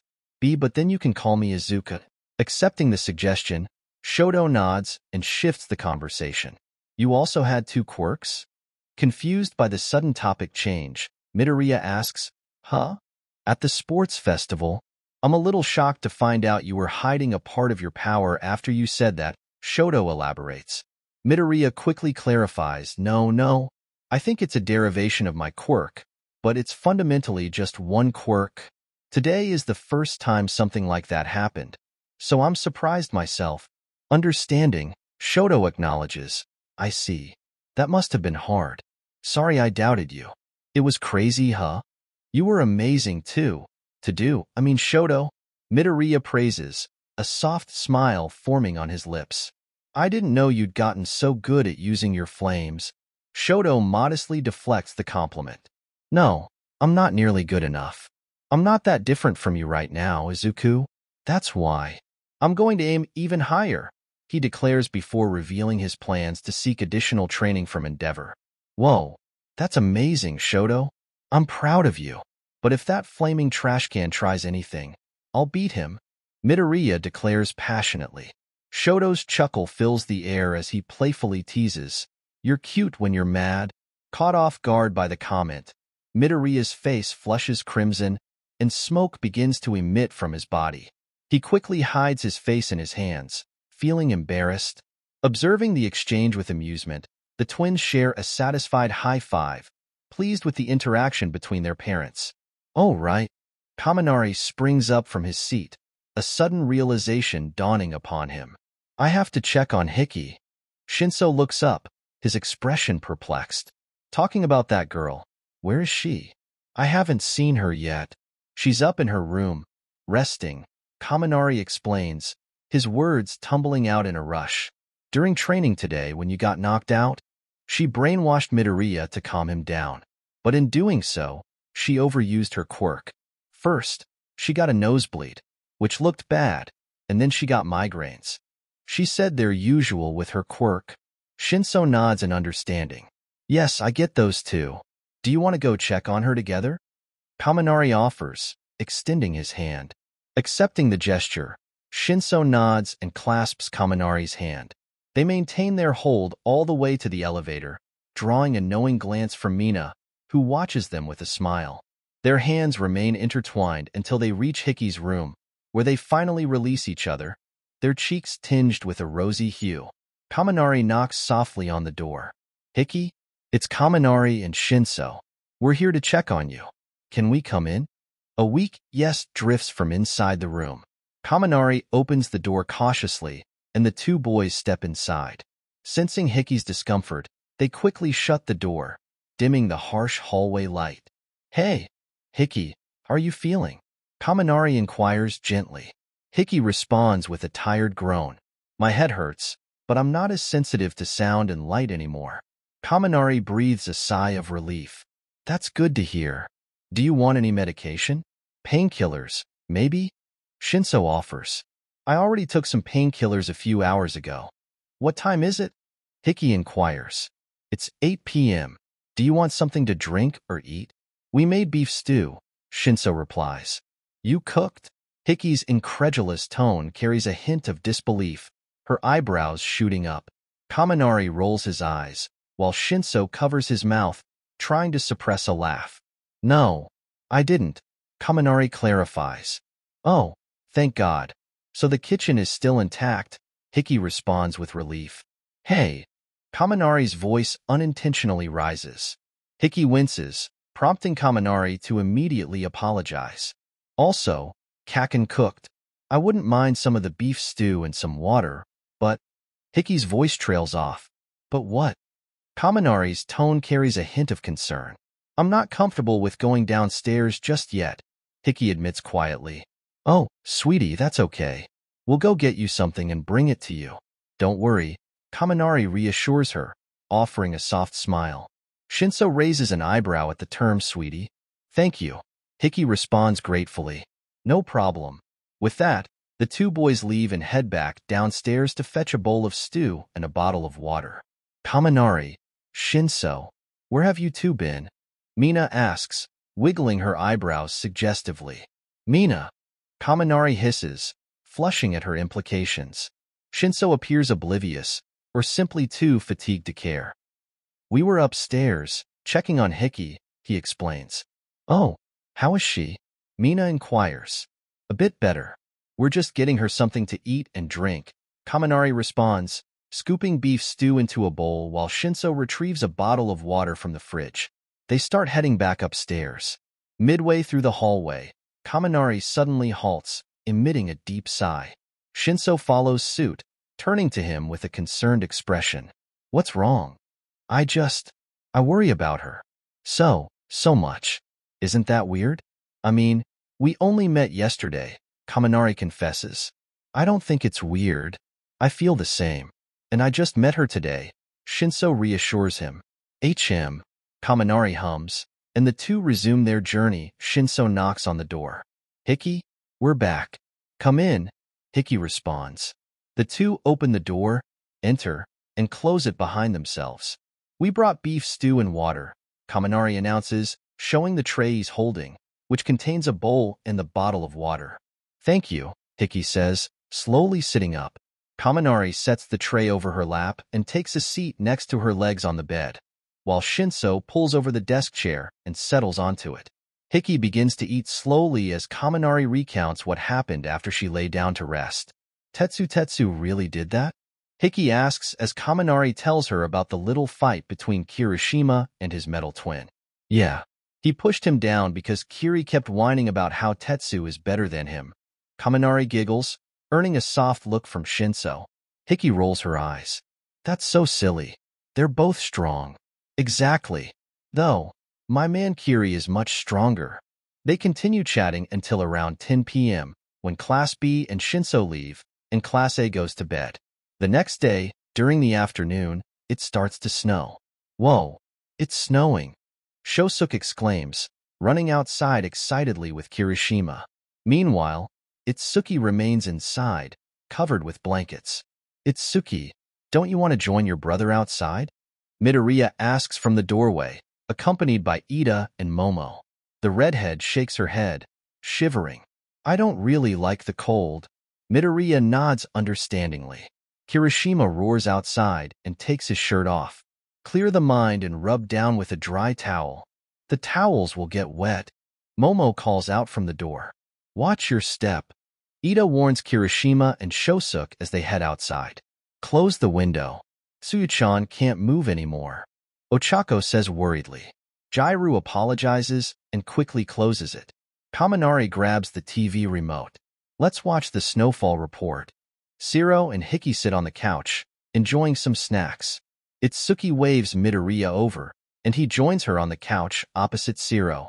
"Do you know what time Dad and Uncle Kaken will be back?" Itsuki asks quietly. "They said it'd be around 6. Today is the last day of their supplemental classes for the provisional license. If they pass the test today, then all of Class A will have our provisional licenses." Midoriya explains with excitement. "Awesome. What about your provisional license exam? Did you take it already? How did it go?" Midoriya asks. "We actually just finished the exam and were on our way back to UA when we got attacked by the villain who sent us back in time," Itsuki explains. "But you all passed?" "Of course we did." Itsuki responds confidently. Midoriya chuckles as Sato passes out hot chocolate. Itsuki gladly takes one, as does Midoriya. A few hours later, Bakugo and Shoto return, both looking a bit beaten up. "You two are back. How did it go?" Midoriya and Kirishima, the only two still downstairs, ask excitedly. "We got our licenses and stopped some villains on our way back," Shoto explains, while Bakugo grins smugly. "It's late. I'm heading to bed. Come on, Ijiru." "Oh, yes, coming." Kirishima turns to Midoriya and Shoto before following his boyfriend upstairs. "Good night, you two." "Good night," Midoriya responds. "Good night." Kirishima bids farewell as he heads upstairs. Midoriya turns back to Shoto. "Kaken is right. It's 10 p.m. already." Shoto puts a hand on his neck. "Sorry for taking so long to come back. Are the twins asleep already?" "Yes, I put them to bed just half an hour ago. They tried their best to stay up and welcome you back, though. Itsuki has been freezing the whole day, and Shosuke was exhausted from playing out in the snow all afternoon." Shoto hums softly. Then the two freeze and blush bright red when they realize just how domestic and parental they already sound. "We should go to bed, too," Midoriya suggests. "Yes, you're right," Shoto agrees. The next morning. "You gotta be kidding me." "No, and watch your language, Bakugo. As I said, it's an interview. Some reporters wish to talk to you and Todoroki about last night," Aizawa explains. "I don't mind," Shoto shrugs. "All right then, I will tell them that they can come in and get started," Aizawa says, getting up and letting the reporters in. They set up their equipment and sit on one couch, while Bakugo and Shoto sit down on the opposite one. The two sit as far apart as possible, and Bakugo is glaring. Pro-level work just 30 minutes after getting their provisional hero licenses. On today's show, we have two students who drove back villains from UA's Hero Course Class 1A, Shoto Todoroki and Katsuki Bakugo. Do the two of you normally have fun training together? The reporter asks. Does it look that way to you? You should get your eyes or brain checked. Bakugo snarls. Shoto answers, sounding more monotone. We're friends. Huh. Don't just say random stuff. Since when have we been friends? Bakugo yells. We spent a lot of time together because of the supplementary classes, right? Shoto responds. What kind of system is that? Spending time together doesn't mean we're friends. What kind of system are you talking about? I don't know. You should get your brain checked, too. The rest of Class 1 stares, shocked. Hato and Setsuko are on the floor, wheezing. I didn't know Uncle Shoto was this dense. Kirishima sighs, and Kazumi pats him on the back. Shosuke and Itsuki are on the floor as well, though they look dead with disappointment. The next day during class, everyone watches the interview. Kaminari, Shiro, Hato, and Setsuko are laughing so hard that they're crying. They were interviewed for a whole hour, and Bakugo's answers weren't used at all. All you see of him is this cut-off part in the corner. Kaminari says as the interview plays on his phone. Use my answers. They protected him in a sense, huh? Ochako says. It's already the third interview, too. Momo says from her seat. Jairu is next to her. The good rep he got after getting his provisional license went poof. Meanwhile, Midoriya watches a report about the destruction of Daika City. Shosuke is leaning against his desk, watching it with him.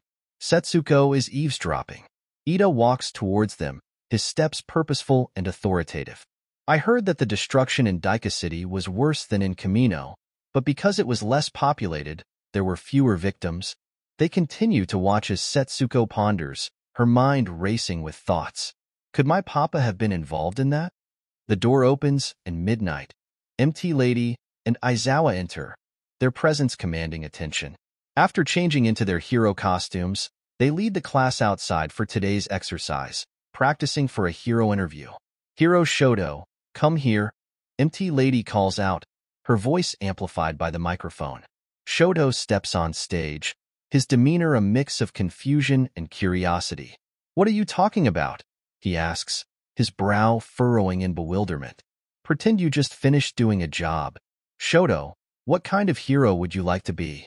MT Lady prompts, her tone playful yet probing. A hero that can make everyone feel safe when I arrive. Shoto responds, his voice steady and resolute.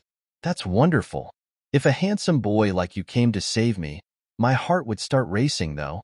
MT Lady teases, her words eliciting a mixture of amusement and awkwardness from the onlookers.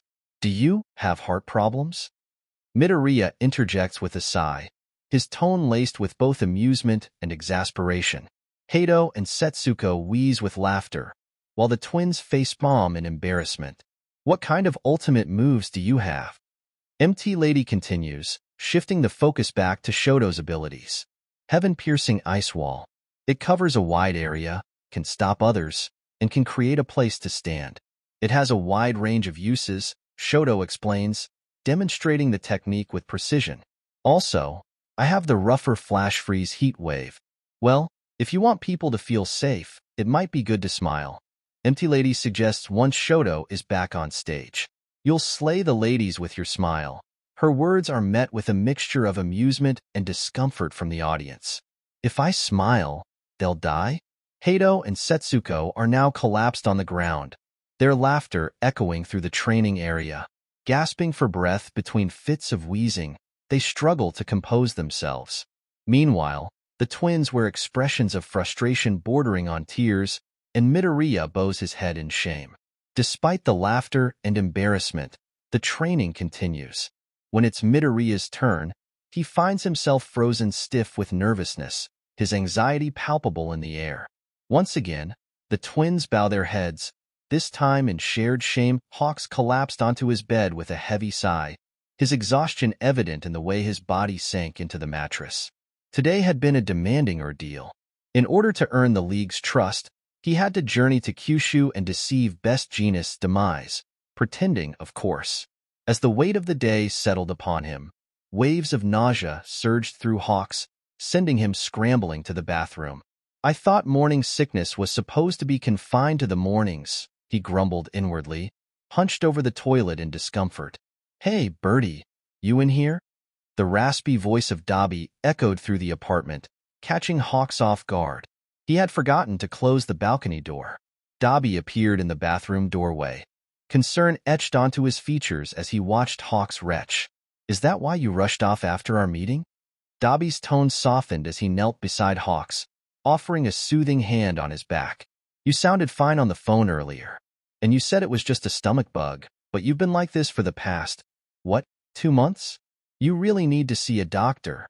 A flirtatious grin played across Hawks' lips as he leaned back against the bathtub. "Worried about me? Hot stuff," he teased, arching an eyebrow. 𝗬𝗵𝗶's response was immediate, a firm, "Shut up," tinged with genuine concern. "And this nausea isn't the only thing I've noticed. Last week, you turned down my fried chicken. You, of all people, refused fried chicken." Hawks opened his mouth to protest, but fatigue washed over him suddenly, leaving him too drained to argue. With a weak mumble, he admitted, "It's supposed to get better next month." Usually, his eyelids drooped shut, and he let out a light snore, succumbing to sleep. 𝗬𝗵𝗶 stared at him in bewilderment for a moment before shaking his head, a mixture of confusion and concern evident in his expression. Silently, he scooped Hawks up in his arms, carrying him back to bed. Tenderly, he tucked him in and pressed a soft kiss to his forehead. "Sleep well, my songbird," 𝗬𝗵𝗶 whispered before extinguishing the lights and slipping out of the room, leaving Hawks to rest. 𝐒𝐽 High School, Friday. 𝗧𝗵𝗲 groaned as she silenced her blaring alarm, signaling the start of another day. Grudgingly, she prepared herself for the day ahead and joined her cousins and uncles in the hallway. "Good morning, 𝗧𝗵𝗲." Midoriya greeted her cheerfully, while Shoto offered a nod of acknowledgement. "Morning," 𝗧𝗵𝗲 mumbled back, her expression already displaying irritation. "Hey, cheer up, cousin. It's Christmas," Itsuki chirped, bumping into her with a grin mirroring Midoriya's. 𝗧𝗵𝗲 responded by giving her a shove. "Yeah, tonight after classes, we're having a Christmas party. Mina is organizing it, and Momo said she'll create matching outfits and hats for everyone," Midoriya explained as they made their way downstairs. "Talking about the Christmas party?" Kirishima interjected from his spot at the kitchen counter, munching on his breakfast. "Yes. Will Kaken cook?" Midoriya inquired. Kirishima nodded as Bakuga shouted angrily from the kitchen. "Not for you, nerd. Don't worry, he'll cook for everyone," Kirishima assured, shooting Bakuga a pleading look. "Isn't that right, cats?" "Fucking whatever," Bakuga grumbled. As the elevator chimed, Hiki, Kazumi, and Kaminari emerged, exchanging greetings before heading to class. "Class, I have an announcement," Aizawa began, capturing the attention of the students. The time travelers listened intently, their hopes perhaps dashed as they awaited news of returning home. "You will be resuming work studies during your 10-day winter break," Aizawa continued. The 6 time travelers deflated visibly, their expressions reflecting disappointment and sadness. During lunch break, Midoriya pulled the twins aside, while Shoto and Ochako carried their trays to their table. "Are you two all right? It's been 5 days since you arrived, and you haven't mentioned feeling homesick. It's okay if you do, you know?" Midoriya expressed concern. "We know, it's just, so much has been happening since we got here. I guess we haven't really had the chance to realize or process such feelings," Itsuki explained, with Shosuke nodding in agreement. Despite their words, they both wore gloomy expressions. "If you need someone to talk to, Shoto and I are here for you. Your, father and I worry about you." Midoriya stumbled over the word father, blushing slightly. "Thanks, Papa," the twins responded, and Midoriya enveloped them in a comforting hug before they rejoined the rest of the Deku squad. Later that day, the festive spirit was palpable as everyone donned their Santa costumes, some clad in red suits and hats, while others sported green attire. Amidst the merriment, Mineta found himself ejected from the gathering, just as Shinso arrived. Denki's simple plea had been enough to convince him to join in the festivities.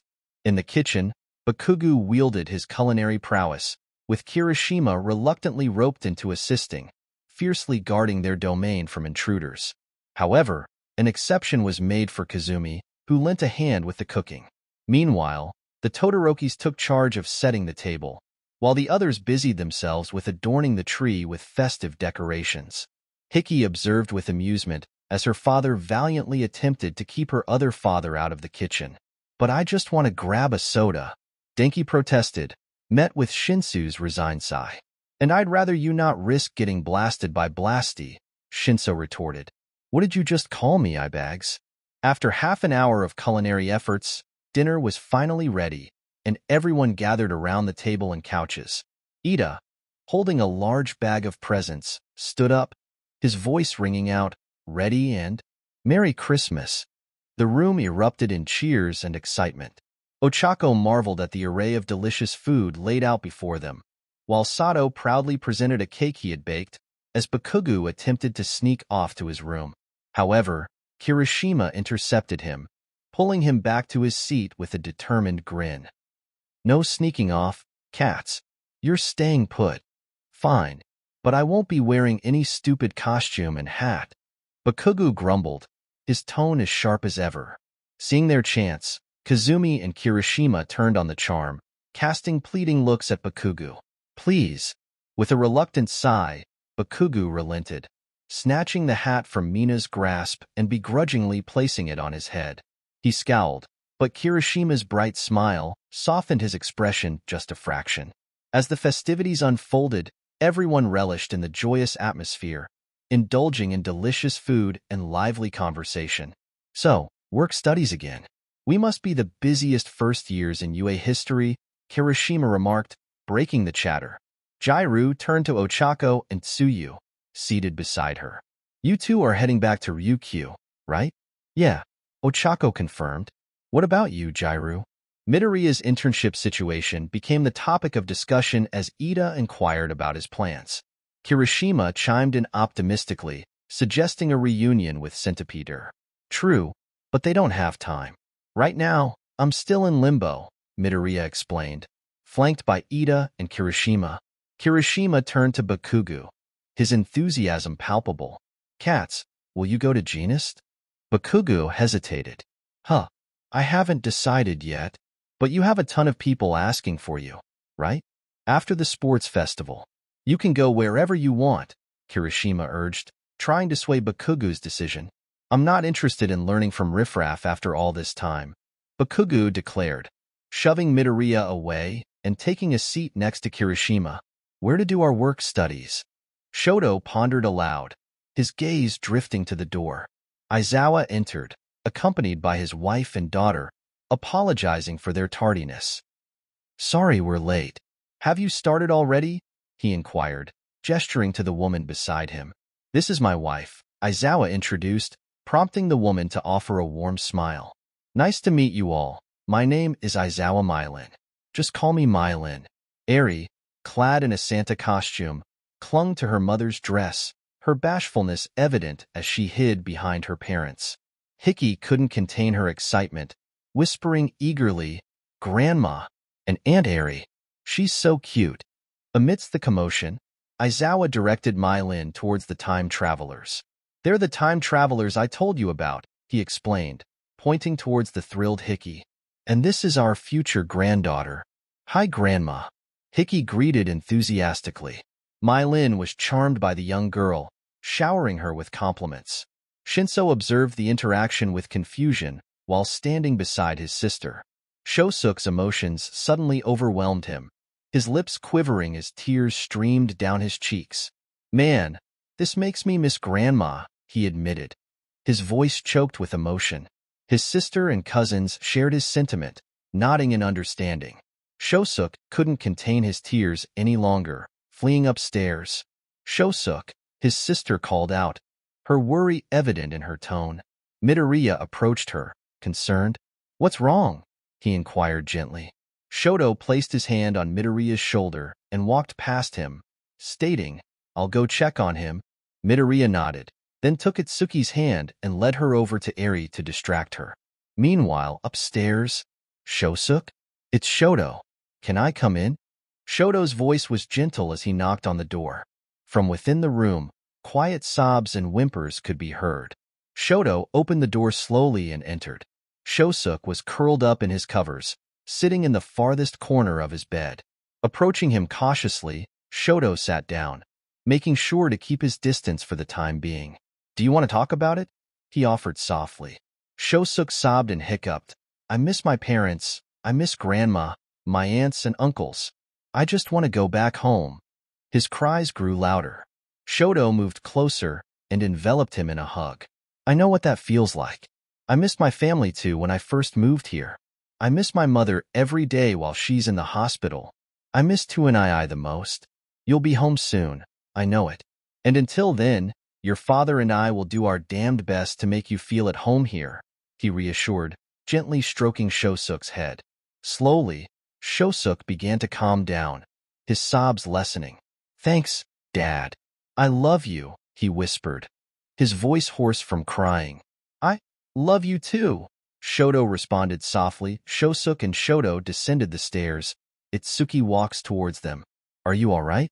𝐒𝐭𝐚𝐲 asked her brother, concern etched in her voice. "I'm okay. Dad helped me feel better," 𝗧𝗏 replied, offering a faint smile. "Come on," 𝐒𝐭𝐚𝐲 exclaimed, pulling her brother and father along with her. "𝐒⁴ is just the cutest. Trick or treat?"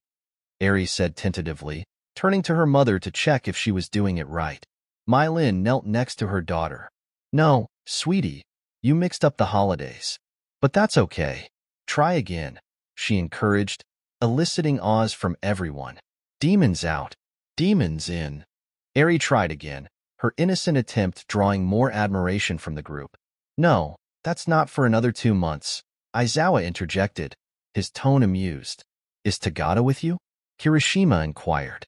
"No, 𝗬𝗏𝗧 is with his class," 𝐈𝐵 replied, as 𝗵𝗲 turned her attention back to 𝗂𝐴.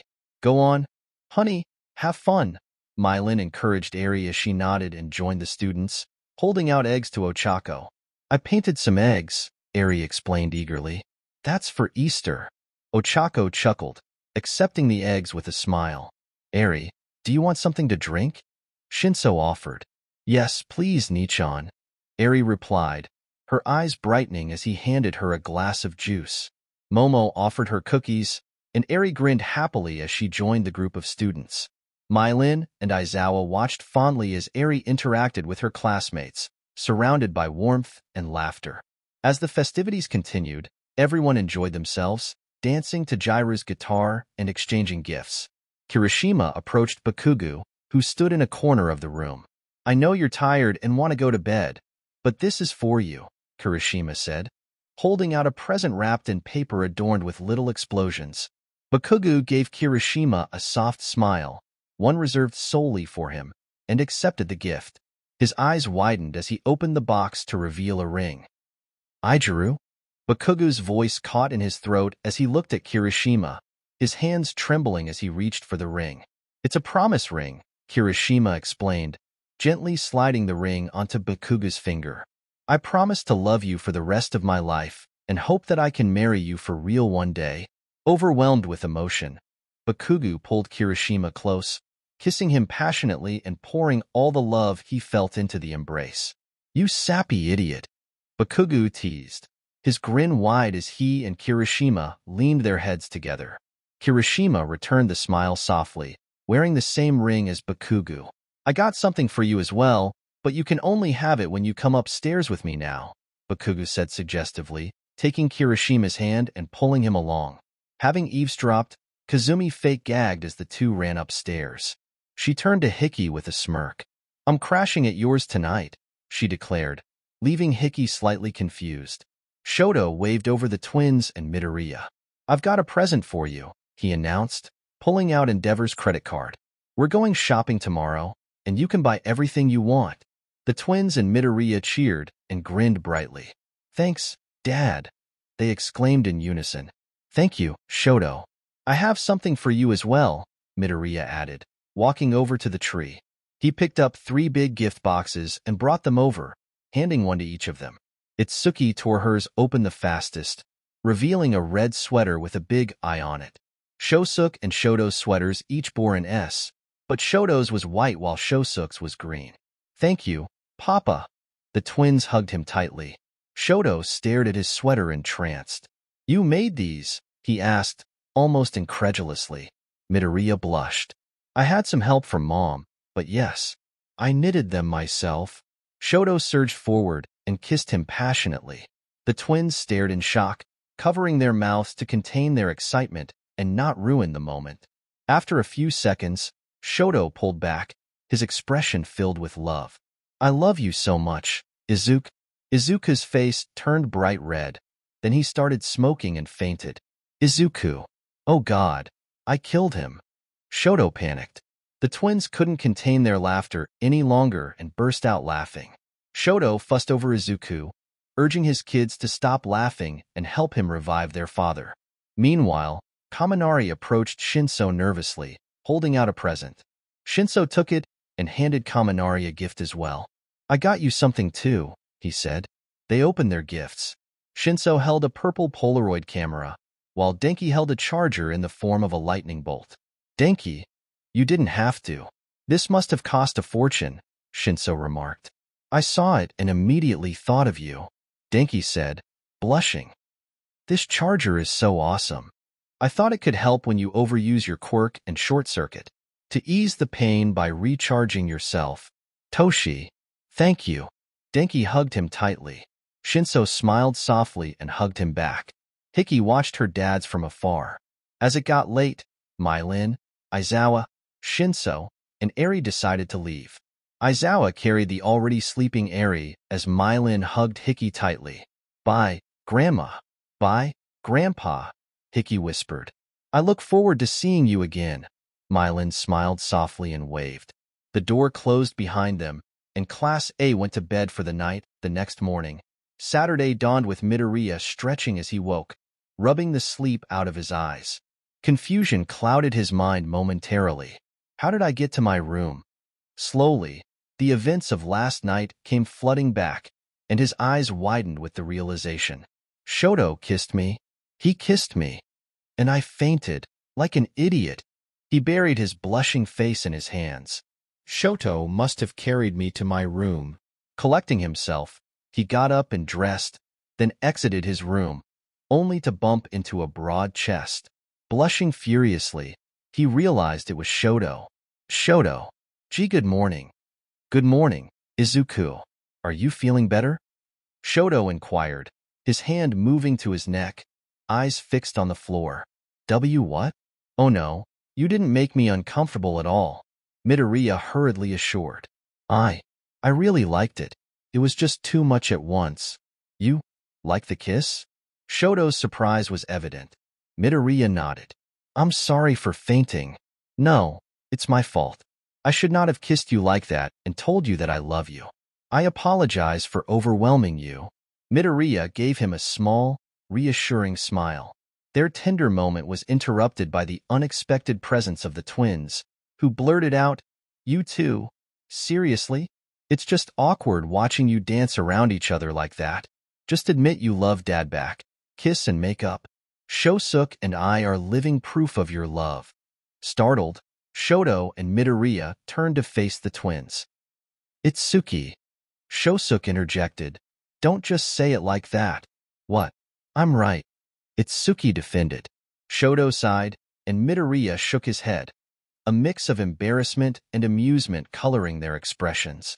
"Well, seeing as we're all up, we can go to the mall now," Shoto suggested. "Yes."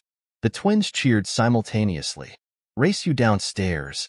Itsuki grinned mischievously and bolted off. "What?" "Nei-san, no fair. You have a head start." Shosuke protested, quickly following his sister. Midoriya and Shoto exchanged amused glances before Midoriya took a moment to express his feelings. "Shoto?" Shoto turned to him, his expression curious. "Yes? I love you too."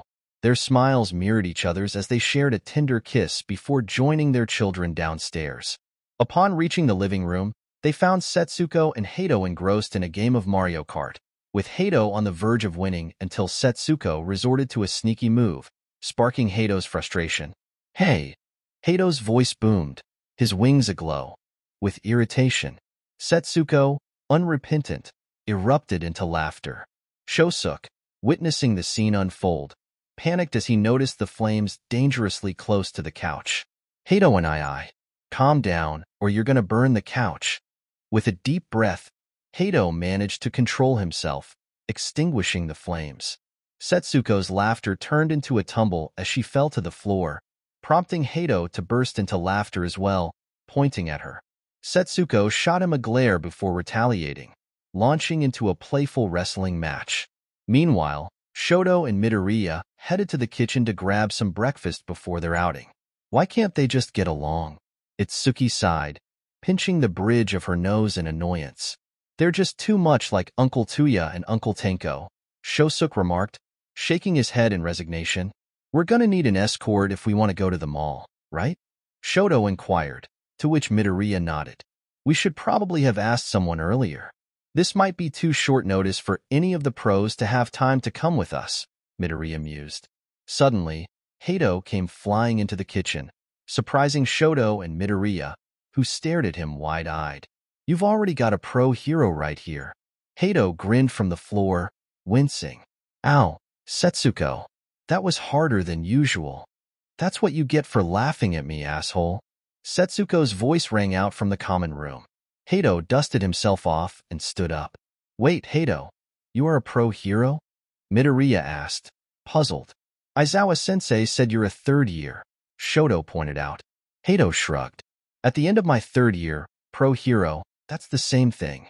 Basically, Shoto and Midoriya exchanged skeptical glances. Think about it.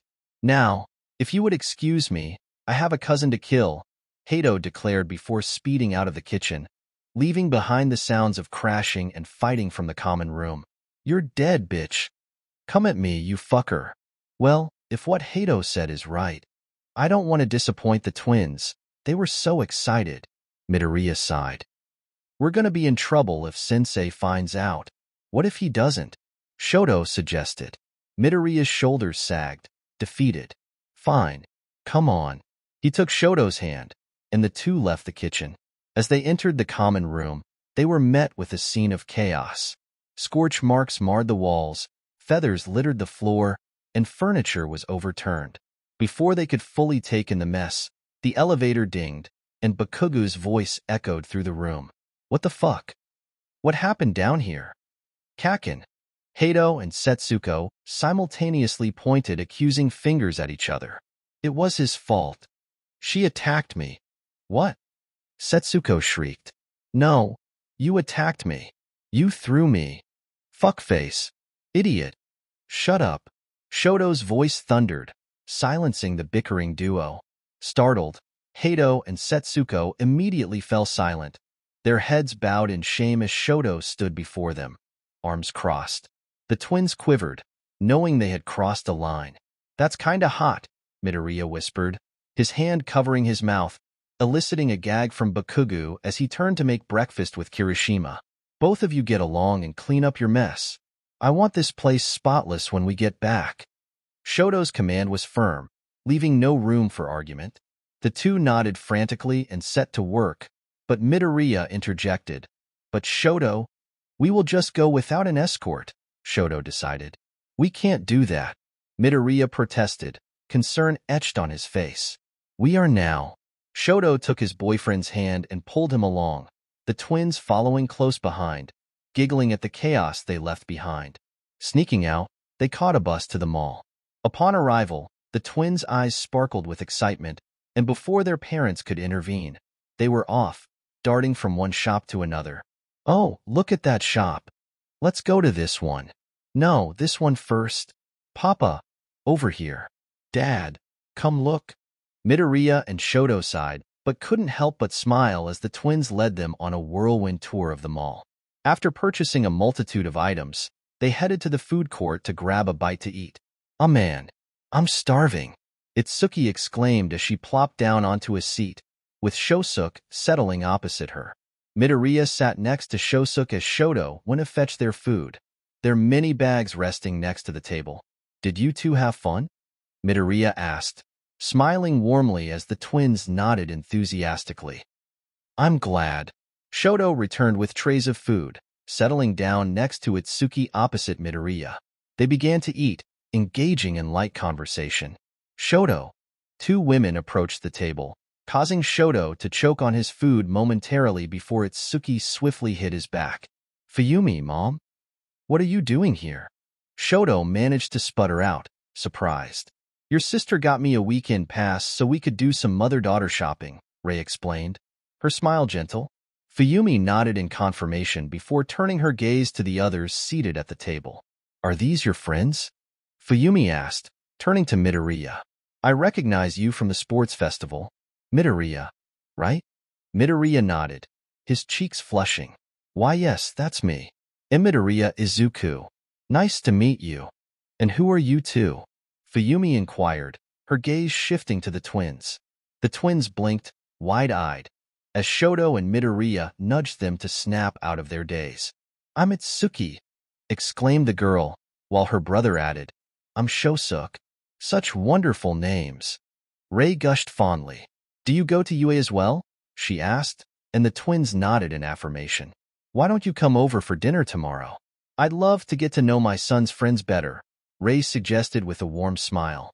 The twins exchanged hesitant glances before 𝗧𝗏𝗏 interjected. Well, 𝗵𝗃𝗧𝗏 added. But 𝗧𝗏𝗏 quickly concluded. We will be there. All right, see you then. Ray chirped cheerfully as they bid their farewells and departed. Dad, are you crazy? 𝗧𝗏𝗏 hissed once they were out of earshot. I panicked. I can't say no to Mom. 𝗧𝗏𝗏 defended himself, while 𝗧𝗏𝗧𝗏 face-palmed in exasperation. They left the food court after finishing their meal and returned to the dorms. As they entered, they were met with Aizawa's glaring gaze, signaling trouble ahead. Sneaking out? Seriously, problem children? Aizawa's glare pierced the 4 teens standing before him, while the rest of the class watched from the couches at the back of the common room.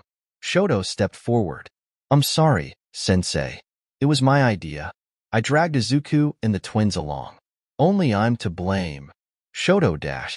Dad. Only punish me, Sensei, 𝗧𝗏𝗏 insisted, cutting off 𝗵𝗃𝗧𝗏's and the twins' protest. Aizawa sighed heavily. You're lucky nothing happened. Detention for all of you on Monday after classes. But Sensei-da. No buts. I'm leaving. I need a nap and a raise, Aizawa grumbled before turning to address the rest of the class. Damn, Kaminari exclaimed from his seat on the couch, leaning against Shinso. Shinso, Kaminari, Hiki, come here, Aizawa called, waving them over. The 3 approached, puzzled expressions on their faces. My wife has invited you over for dinner tomorrow night, Aizawa informed them. Why? Shinso questioned. Don't question your mother. Be at the house by 6. Okay, we'll be there, Shinso agreed, while Hiki and Kaminari grinned in excitement. Sneaking out, that's not like you at all, Momo remarked to 𝗧𝗏𝗏 and 𝗵𝗃𝗧𝗏 as they joined their classmates on the couches. Setsuko and Hato approached 𝗧𝗏𝗏. We've cleaned up like you asked, Setsuko reported. Good, 𝗧𝗏𝗏 acknowledged with a nod. The twins took their seats alongside Kazumi, Hiki, Hato, and Setsuko. Guess who we ran into at the mall? 𝗧𝗏𝗏 whispered, drawing the others in closer. Shigaraki? Setsuko's blunt question cut through the air. No, Grandma and Aunt 𝗵𝘃𝗵𝗏. 𝗧𝗏𝗧𝗏 hissed urgently. What? The attention of everyone in the room swiftly turned to them, and Hato lowered his voice again. 𝗧𝗏𝗏 and 𝗧𝗏𝗧𝗏 proceeded to recount their unexpected encounter. Did not see that coming, Hato remarked with a shrug. Really? After all that happened? Setsuko retorted sarcastically. Hato shrugged again. Also, Grandma invited us over for dinner, 𝗧𝗏𝗧𝗏 added. This just keeps getting better. Setsuko's tone dripped with sarcasm. Cut the sarcasm, Setsuko. This is serious, Hato interjected, his expression grave as he turned back to the twins. You declined, right? The twins remained silent. You gotta be kidding me. It's not our fault. 𝗧𝗏𝗏 defended. Yeah, Dad is the one who agreed, 𝗧𝗏𝗧𝗏 pointed out. You can't go. That is way too risky. Hato forbade them, his tone firm. I agree, Setsuko chimed in unexpectedly. Yeah, wait. What? You agree with me? Hato's wide-eyed surprise mirrored the sentiments of everyone else. It surprises me more than you, believe me. But you're right. It's already bad enough that Uncle Shoto and Uncle Izuku know. Heck, even the rest of the class knows something because they heard you call them Todoroki, but they're too scared of Sensei to ask questions, so they're just super suspicious, Setsuko explained, her tone reflecting a mix of frustration and resignation. So what? We just say no to Grandma. We might as well die. Itsuki exclaimed with exasperation. Right?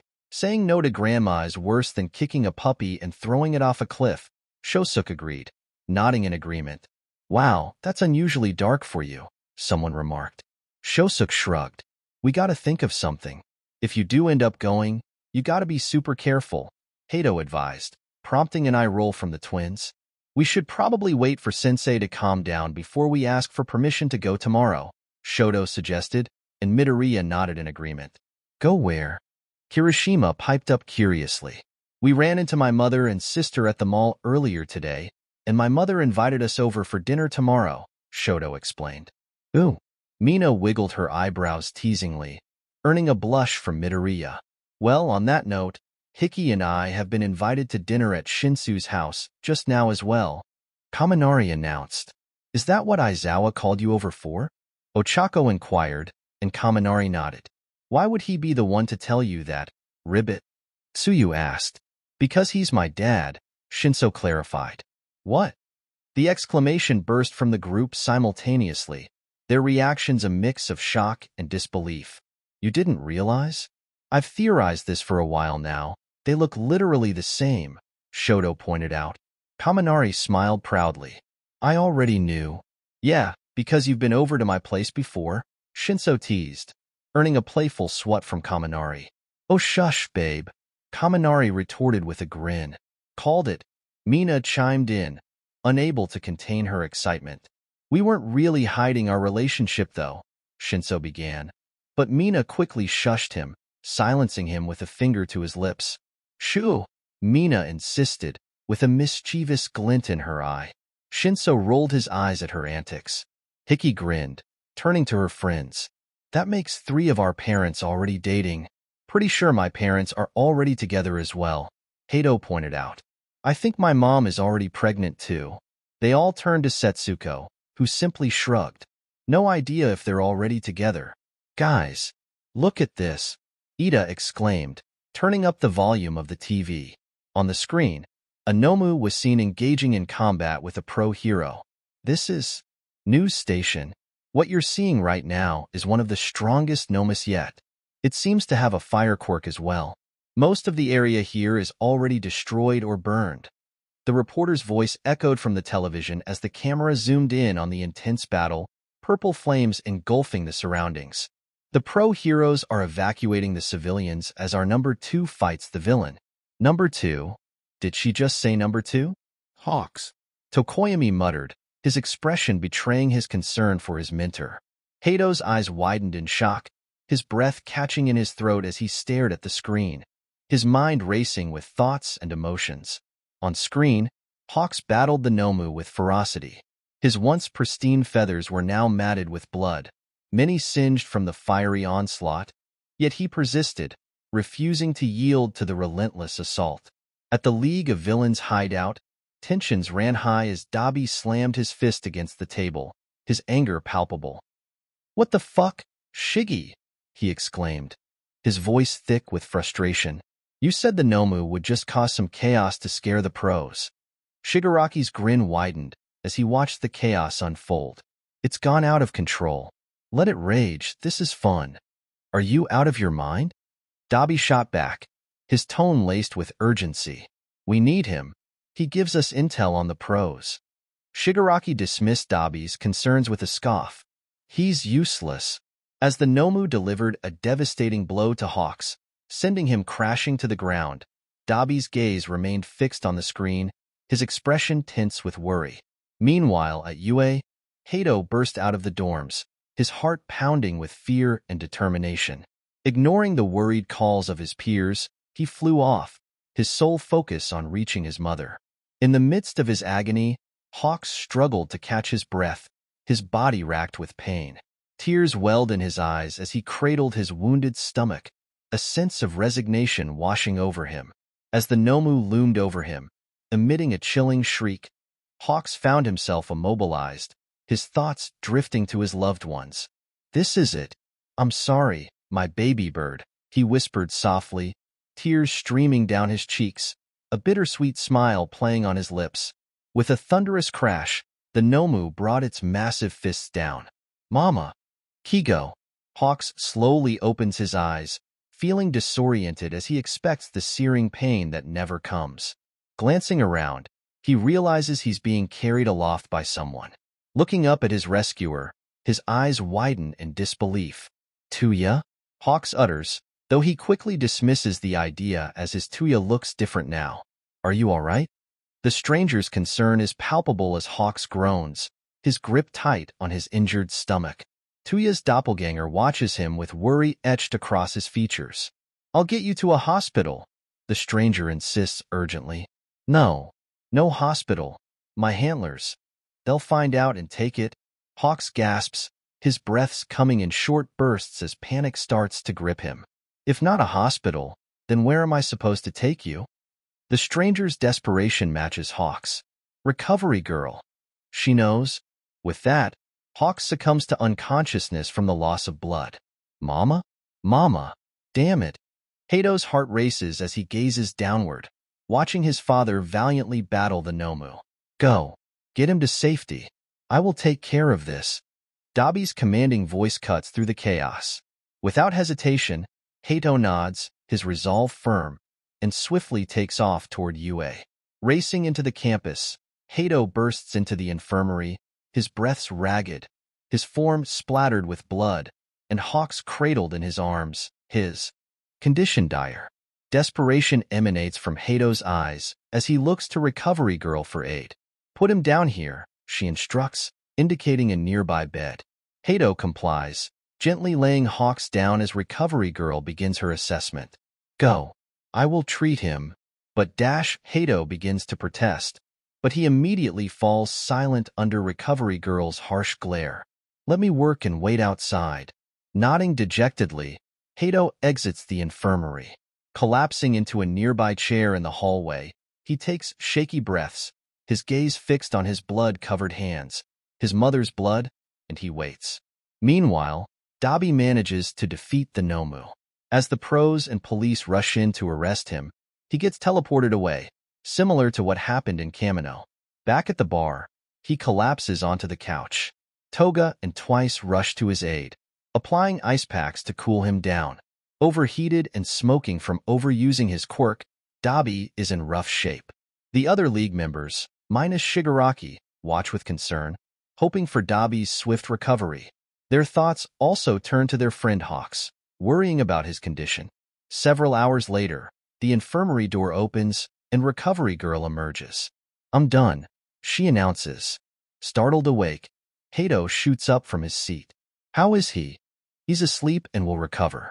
I managed to heal him mostly, but he will need his rest now," Recovery Girl explains. "What about the baby?" Heido's voice cracks as he struggles to maintain composure. "The baby is fine," Recovery Girl assures him. Relief floods through Heido, and tears well up in his eyes. "Can I see him?" Though hesitant, Recovery Girl agrees, moved by Heido's desperation.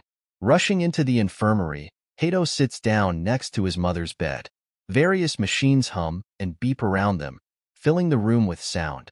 "I'll keep him here for the night to monitor him," Recovery Girl says before granting them some privacy. Heido gazes at his mother, noticing a slight improvement in her condition, but still feeling a wave of concern wash over him. "Hey, Mom. You really scared me back there.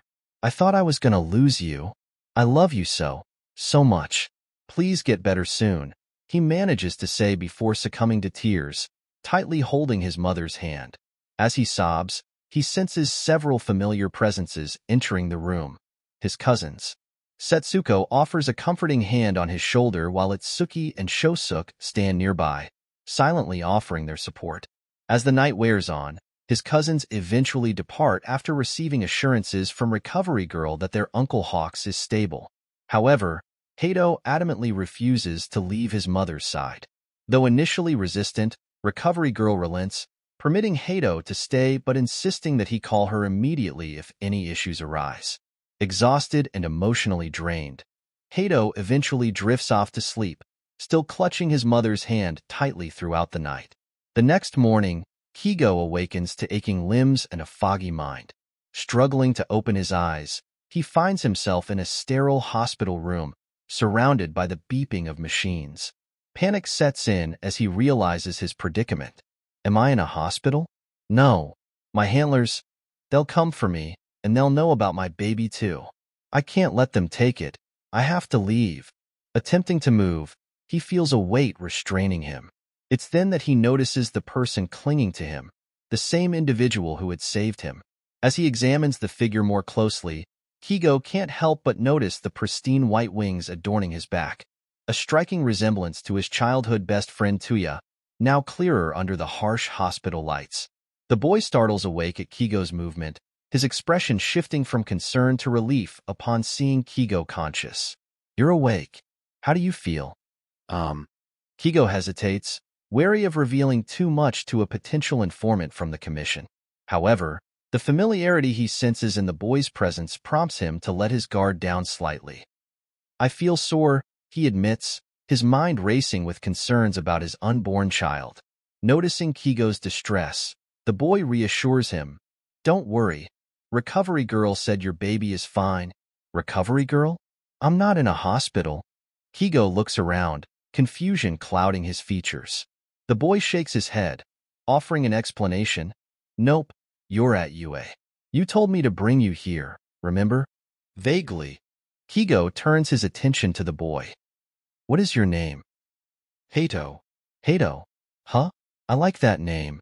𝗲𝗄 chuckles softly, a hint of irony in his tone. You did name me, he thinks.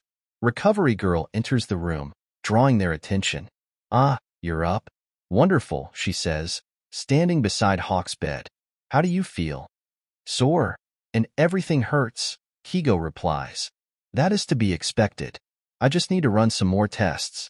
𝗲𝗄, please leave, recovery girl instructs.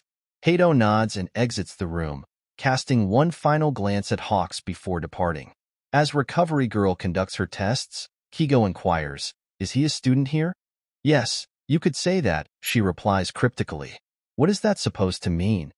𝐒𝐸𝐸 presses, growing frustrated.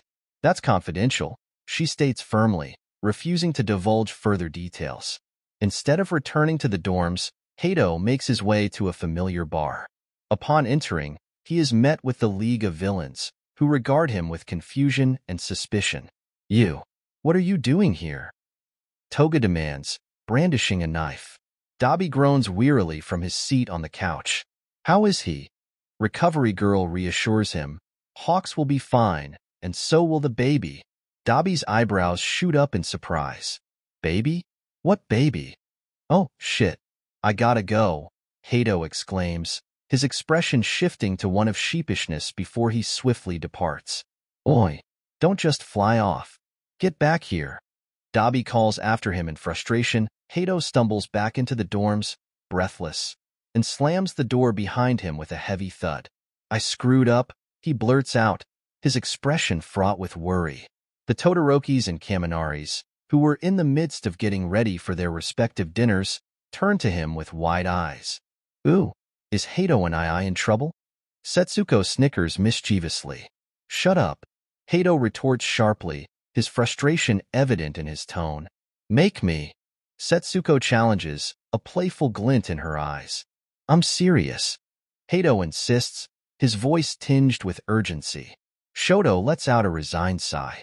Whatever you did, I'm sure it's fine. Now come on, we have to go. He takes Izuka's hand and moves to open the door.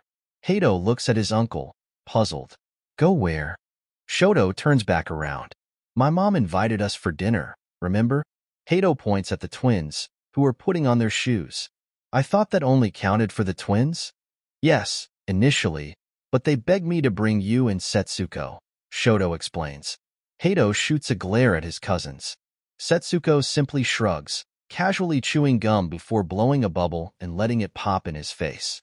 𝗲𝗄 swats her away like a bothersome insect, eliciting a cackle from Setsuko. I'm not facing Grandpa without you. Itsuki hisses, her anxiety evident. You're too protective of us to say no, Shosuke adds, crossing his arms defiantly. Hato groans in annoyance, but reluctantly agrees. He turns to Setsuko with a quizzical expression. How did they convince you? Setsuko responds with her typical mischievous grin, rubbing her hands together as if plotting something devious. I'm in it for the chaos, obviously. Hato sighs, shaking his head. Just let me get changed, he mutters, feeling resigned to the situation. Shoto nods in, understanding. A little while later, Hato returns after changing into more suitable attire for the dinner. Everyone ready? Shoto asks, his voice carrying a note of determination. Yes. The cousins respond in unison, their voices echoing through the hallway. All right, let's go. Endeavor's car is waiting outside, Shoto announces, leading the way as they exit the dorms. Denki and Hiki wave after them, their smiles brightening the corridor as they watch the group make their way to the Aizawa residence. Have fun. Denki calls out cheerfully, his enthusiasm contagious. Shosuke and Midoriya wave back, exchanging well wishes. You too, they reply, their voices filled with genuine warmth. The two families part ways, each heading to their respective destinations. The Todorokis pile into the car, anticipation and nerves swirling in the air. Shosuke chews on his nails nervously, a habit he can't seem to shake. Itsuki nudges him gently, offering silent reassurance. Calm down. I'm here, and everything will be fine, she whispers, her words like a soothing balm to her brother's frayed nerves. He takes a deep breath, feeling a sense of comfort wash over him as he gives her a thankful smile. Before they know it, they arrive at their destination, the imposing figure of the Todoroki residence looming before them. Shoto glares at the house, his resolve unwavering even in the face of uncertainty. Midoriya takes his hand, squeezing it gently in a silent gesture of support. Let's get this over with, Shoto says, his voice firm as they approach the front door, ready to face whatever awaits them inside. If you're feeling too uncomfortable, we don't have to go through with this, Midoriya says softly, his concern evident in his eyes. No, I want to. I want to introduce my boyfriend to my family, Shoto responds, giving Midoriya a quick peck on the lips before striding towards the front door. With a steady hand, he rings the doorbell, his heart pounding in anticipation. The door swings open, revealing Fuyumi standing there with a warm smile. Shoto, welcome. She greets them enthusiastically. Hello, Nei-san. Shoto returns the greeting with a nod. Come on in. Fuyumi gestures for them to enter, and they step inside, slipping off their shoes and slipping into house slippers. As they make their way towards the living room, Shoto notices a familiar pair of shoes by the entrance. Natsuo is here too, he asks. Setsuko perks up at the mention of Natsuo's name, her curiosity piqued. Fuyumi nods in confirmation as she leads them further into the house. Natsuo is already in the living room, engrossed in a book. He looks up and waves casually as they enter. Please, sit down, everyone. Make yourselves comfortable, Fuyumi invites, and they all take their seats. Setsuko positions herself next to Natsuo, who greets her with a polite smile. Mom is in the kitchen, preparing dinner. Let me reintroduce myself. I'm Fuyumi Todoroki, Shoto's older sister. It's a pleasure to meet you, Fuyumi says warmly, addressing the group. It's nice to meet you too, they chorus in response. Fuyumi then gestures towards Natsuo. And this is Natsuo Todoroki, Shoto's older brother. Hi. Natsuo offers a brief greeting, his attention returning to his book. Shoto, why don't you introduce us to your friends? Fuyumi prompts, a hint of curiosity evident in her voice as she takes in the sizable group Shoto has brought along. This is Izuka Midoriya, my boyfriend. Shoto introduces proudly, a hint of affection coloring his tone. Fuyumi's grin brightens, while Natsuo raises an eyebrow knowingly, his gaze flickering between Shoto and Midoriya. Shoto continues, gesturing towards his friends. These are Itsuki, Shosuke, Setsuko, and Hato. They're exchange students currently residing at UA. Fuyumi's eyes light up with curiosity. Oh, how interesting. What school do you go to? Shosuke looks to his dads for guidance, feeling the pressure of the moment. He hesitates, searching for the right words. Shiketsu hi. Itsuki blurts out, coming to the rescue. Setsuko nods in agreement, though a bit more slowly. Yes, that's our school. Hato chuckles nervously, feeling slightly out of place. Fuyumi and Natsuo exchange a puzzled glance at their peculiar behavior, but ultimately shrug it off. I'm home. Natsuo's and Shoto's expressions darken at the sound of their father's voice. Father is back. Right on time. I'll go get him, Fuyumi announces, excusing herself to fetch Endeavor. Midoriya takes Shoto's hand, offering him silent reassurance as he strokes his knuckles soothingly. Everything will be fine. I'm here, he whispers, his voice a comforting presence in the tense atmosphere. Fuyumi returns with Endeavor in tow, the imposing figure of the number 1 hero filling the room. Everyone, meet our father, Inji Todoroki, also known as the number 1 hero, Endeavor. Father, these are Shoto's friends from school. Mom invited them over for dinner, Fuyumi explains, her tone respectful but distant. Endeavor nods in acknowledgement, his expression unreadable. Pleased to make your acquaintance, Endeavor greets with a stiff nod, his demeanor formal and distant. The cousins shoot him ice-cold glares, their expressions conveying clear disdain. I'd say same, but... Setsuko eyes him with undisguised disgust, her words trailing off into an unspoken rejection.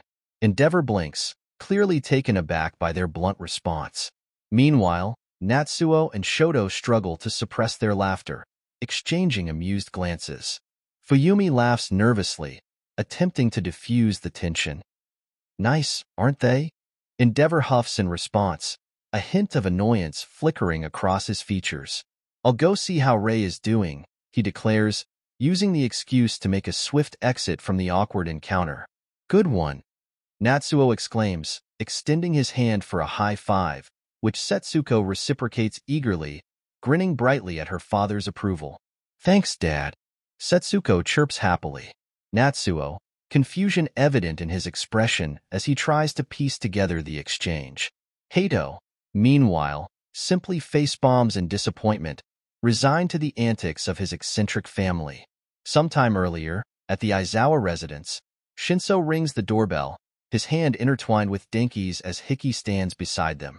The door swings open, revealing Eri, whose eyes light up at the sight of her visitors.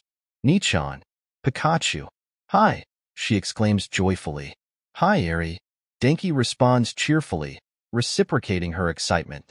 Hello, Eri, Shinso adds with a smile. Eri's gaze then lands on Hiki, and she beams. Another Pikachu? Hiki giggles sweetly. Hello. Eri ushers them inside, and they exchange their shoes for house slippers before following her to the living room. They settle on the couch opposite Shota and Eri. There you are. Your mother was starting to worry, Shota remarks with a chuckle, nodding toward the kitchen where his wife is busy cooking. We're not even late, Mom, Shinso groans playfully. You know I worry anyway, sweetie, his mother responds, a hint of amusement in her voice. Daddy, Eri interrupts, bouncing excitedly on the couch. What is it, honey? Shota inquires. There are 2 Pikachus. Eri points enthusiastically at Denki and Hiki. It's not polite to point at people, Shota reminds her gently. Sorry, Daddy, Eri replies sheepishly.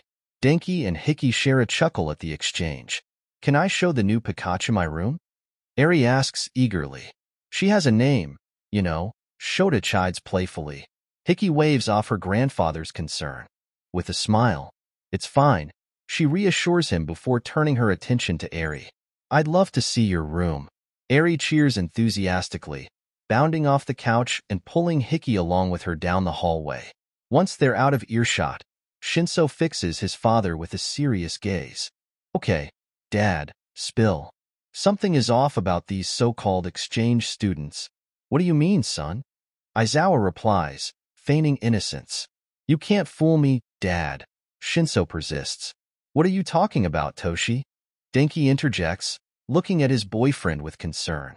They're from the future, aren't they? Shinso asserts. Aizawa chokes on his coffee, Coughing as 𝗲𝗏 rushes over to pat him on the back. Hitoshi. His mother scolds him as his father finally stops coughing. What?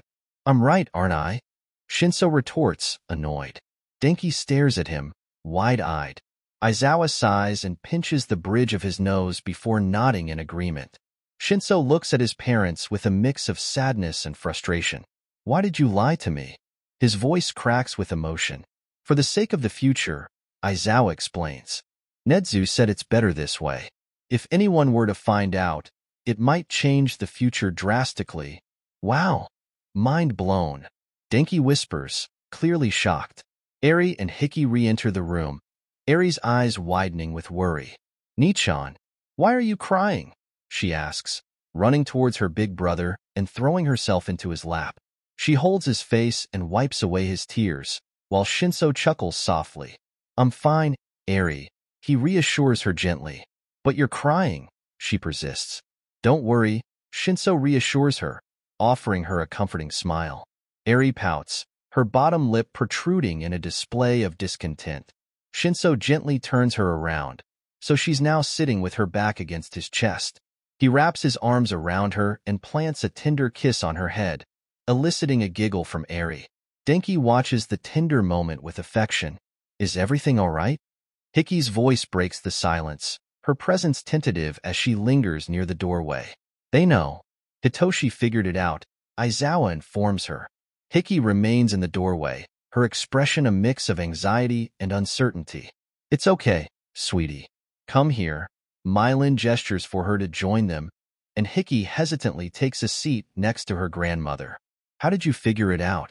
Denki turns to 𝗬𝐸, curiosity lacing his words. I had my suspicions. Then Hato called the twins Todoroki and referred to Midoriya as Uncle Izuku. It became obvious after that, 𝗬𝐸 explains. So, what is Hiki's connection to us? Why do we feel so protective of her? Denki's confusion is evident in his tone. Denki, take a closer look at her. Who does she remind you of? 𝗬𝐸 prompts him. Denki furrows his brow, deep in thought. She looks like me, I suppose.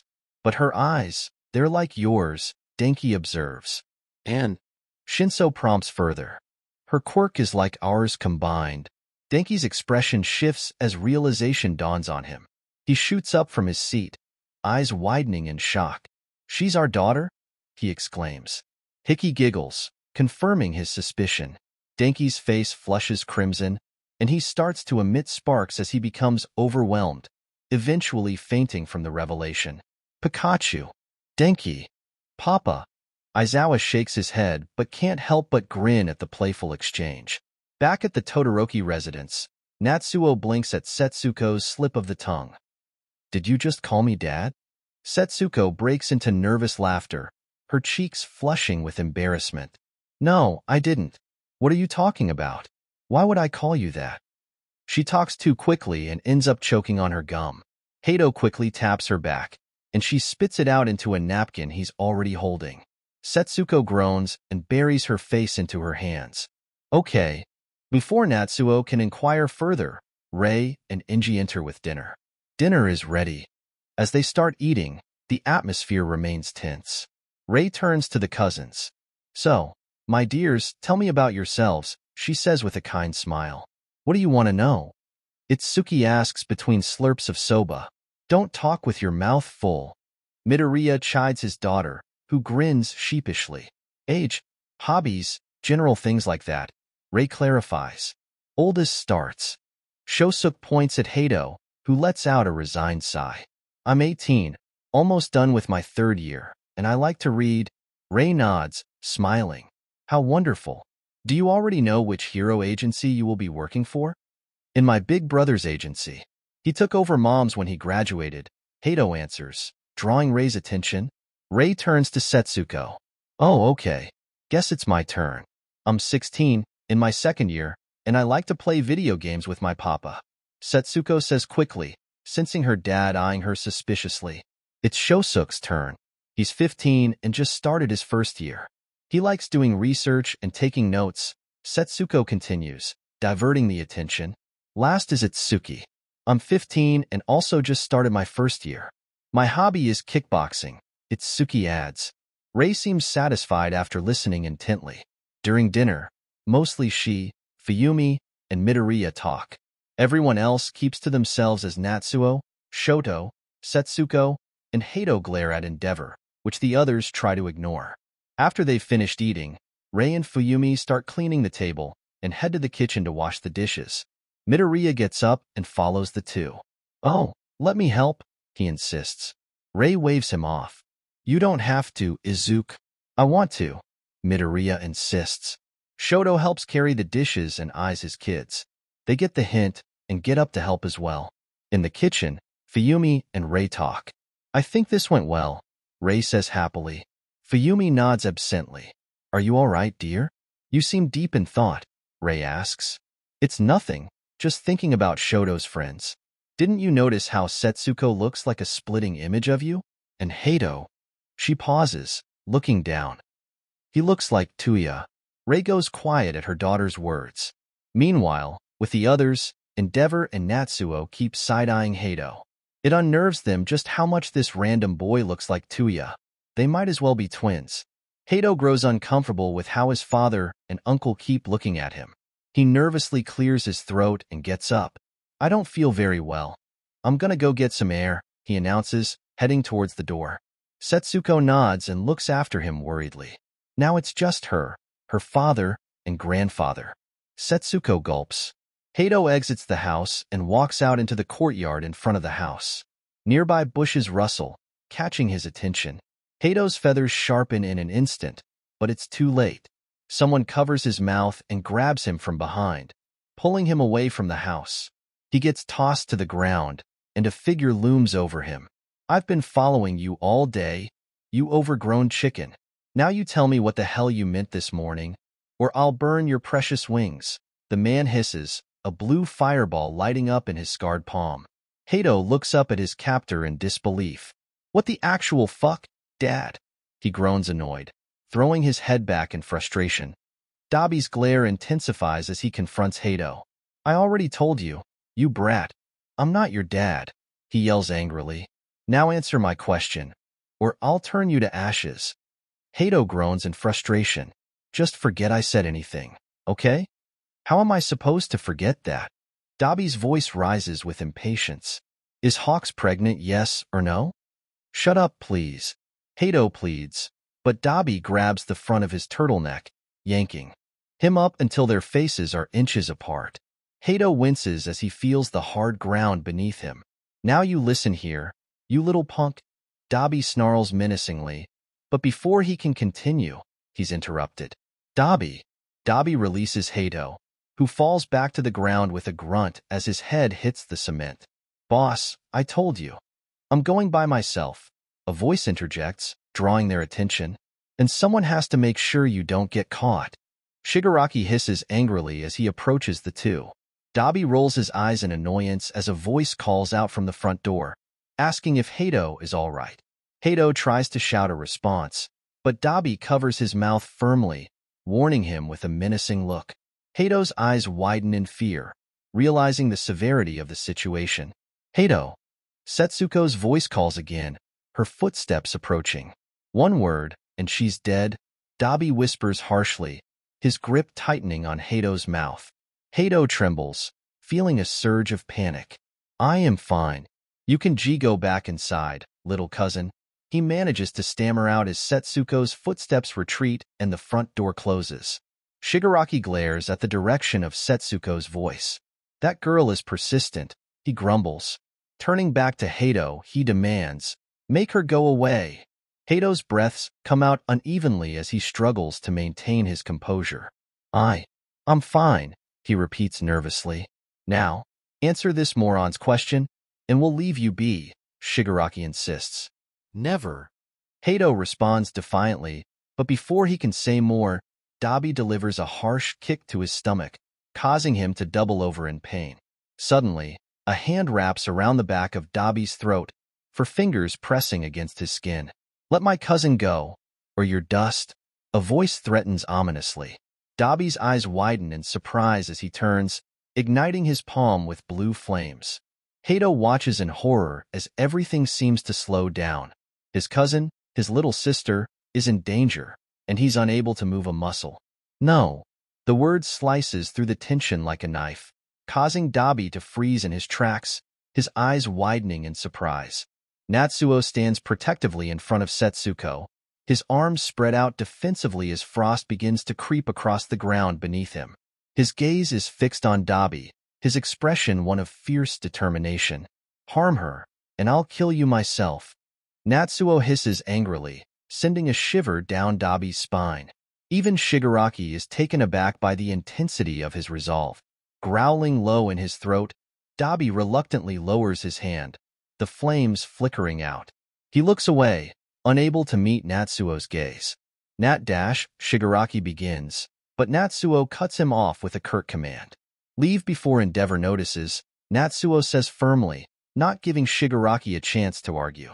Shigaraki nods, pulling 𝗬𝗵𝗺 along with him as they vanish into the night. Setsuko sinks to her knees, tears streaming down her cheeks, and Heido wraps his arms around her tightly, trembling with emotion. I was so scared, Heido sobs, his voice choked with fear. I was never so afraid of my own father. Setsuko's sobs mingle with his own. I thought I was gonna lose you. What the hell am I supposed to do without you, Nai-san? Natsuo helps them to their feet once they've calmed down, his concern evident in his gaze as he checks them for injuries. Are you all right? Are you hurt? He asks, his voice filled with worry. I'm okay, Dad, Setsuko assures him, wiping away her tears. Heido winces, holding his side. I don't think anything's broken, but that's definitely gonna bruise. And I hit my head pretty hard. Everything is spinning. Come on, let's go back inside. Natsuo says gently, offering his support as they help Heido walk. As they enter the house, Natsuo turns to Setsuko with a questioning look. How did you even know Heido was in trouble? He called me little cousin. He knows how much I despise that, Setsuko explains, her voice trembling with lingering fear. Together, they step back into the safety of the house, grateful to have each other by their side. In the living room, Natsuo carefully lays Heido down on the couch, concern etched into his features. Rei rushes to Heido's side, her worry palpable. Oh my God, what happened? She asks, her voice trembling with concern. Heido fell. Setsuko lies flatly, taking a seat nearby. Shoto eyes them skeptically, clearly unconvinced. Just in case you have a concussion, I'll make sure you don't fall asleep, Natsuo says, settling down next to Heido. Rei turns to her daughter. Fuyumi, could you get an ice pack? She asks. Fuyumi nods and hurries to the kitchen, returning moments later with the ice pack. Natsuo gently places it on Heido's stomach, where 𝗬𝗵𝗺's kick had landed. You don't get that bruised from falling, Shoto remarks, his suspicion evident. Natsuo shoots his younger brother a sharp glare. Be quiet, Shoto. He hit his head, he says firmly. Shoto huffs and crosses his arms, clearly dissatisfied with the explanation. Rei tenderly strokes Heido's head. Oh, you poor thing, she murmurs sympathetically. The twins exchange a questioning glance, silently communicating their curiosity. Setsuko subtly mouths, I'll tell you later, and they nod in understanding. Once Heido feels well enough, they bid farewell and leave. Get better soon, Rei says to Heido, leaning down to kiss his forehead. It was so nice meeting all of you. Rei and Fuyumi wave as they climb into the car, ready to depart. Before Setsuko can leave, Natsuo stops her. Tell me the truth. I'm your dad, and you're not from this time, right? He asks softly. Setsuko nods, meeting his gaze. Natsuo offers her a tender smile and presses a kiss to her forehead. I already can't wait to meet you in the future, he says gently. Setsuko smiles, her heart warmed by her father's words, and with that, they leave, ready to face whatever challenges the future may hold. As they reach the dorms, they are surprised to find Hawks standing in front of the doors, still bandaged in places. Hey guys, Hawks waves, offering them a smile despite his injuries. Hawks, Midoriya exclaims, taken aback. What are you doing out of bed? Just visited Tsukuyomi. Don't worry, I'm still supposed to rest, but Recovery Girl gave her okay, Hawks explains. Midoriya nods, chuckling. I hope you get better soon. Thanks, Finger-breaking kid. Hawks replies with a grin. Oi, 𝐻𝐸𝐫, a quick word. Hawks motions for him to come over. You guys go ahead, 𝐻𝐸𝐫 tells the others. They nod and head inside the dorms. What's up? 𝐻𝐸𝐫 asks, trying to mask his nerves. I wanted to thank you for saving me, Hawks says sincerely. Oh, that was nothing. 𝐻𝐸𝐫 waves off the gratitude. No, it wasn't. I mean it, thank you, Hawks insists. You're welcome. 𝐻𝐸𝐫 replies, a bit confused. Hawks sighs, shaking his head. I heard you, you know. What? 𝐻𝐸𝐫's heart skips a beat. Don't play dumb. When you brought me in, I was conscious for a bit. You called me Mom and told me you love me. 𝐻𝐸𝐫 falls silent, absorbing his mother's words. Hey, I'm not mad, 𝐒𝐻𝐲 continues, his voice gentle. You must have been really scared back then. I understand that, though I may not understand how you got here. I was so worried when that 𝗵𝗲 attacked. I thought I lost my baby and feared I'd never get to meet them. But thanks to you, I got another chance. 2 even. I get to meet you twice. You're perfect, I love you. Mom. 𝐻𝐸𝐫's voice trembles, overwhelmed. Tears gather in the corners of his eyes. 𝐒𝐻𝐲 looks at him with tenderness before enveloping him in a warm hug. 𝐻𝐸𝐫 leans into the embrace, seeking comfort in his mother's shoulder. As they hold each other, 𝐻𝐸𝐫 winces in pain. 𝐒𝐻𝐲 immediately releases him, concern etched on his face. Sorry, he apologizes.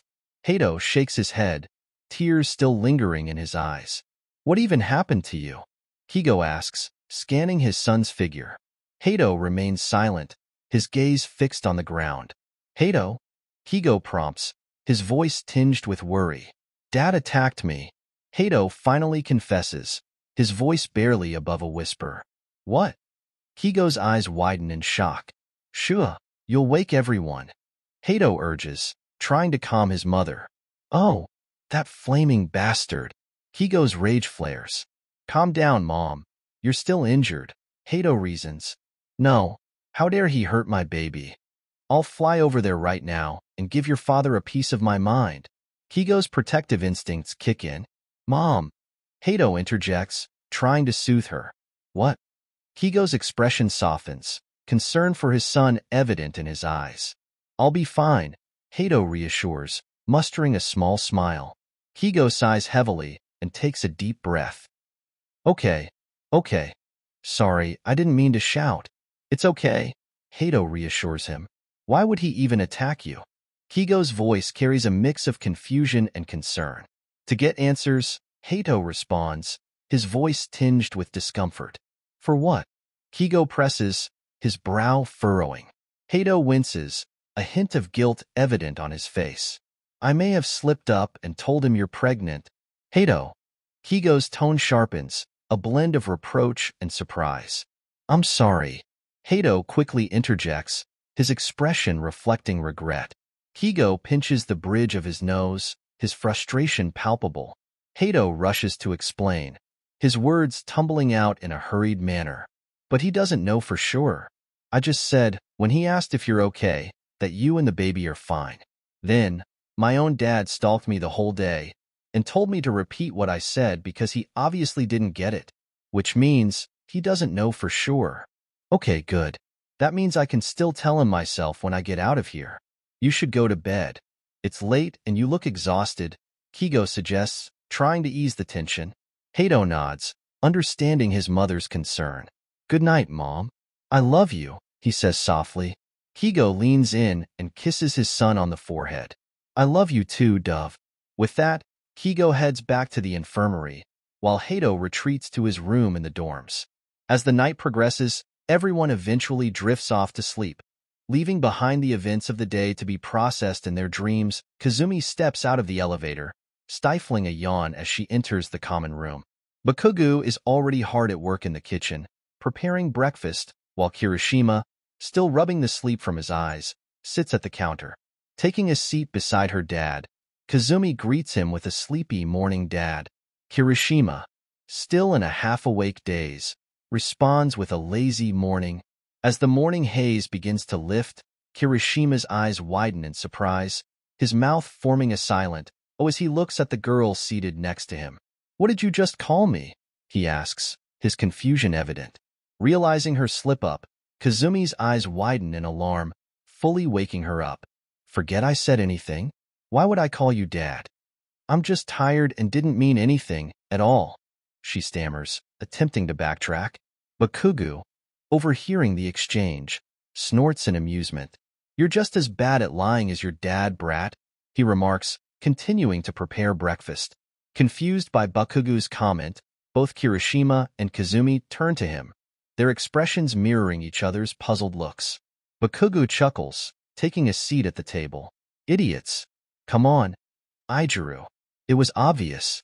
These guys show up out of nowhere, look exactly like some of us, and their quirks are like ours mixed. He gestures with his chopsticks towards Kazumi. I knew from the second I saw you that you just had to be mine and Eiji's. Kirishima blinks in surprise, his expression shifting from confusion to realization, and then to a deep shade of red that matches his fiery hair. Is that true, Kazumi? He asks, his voice filled with a mix of disbelief and excitement. Kazumi nods sheepishly, confirming his suspicions.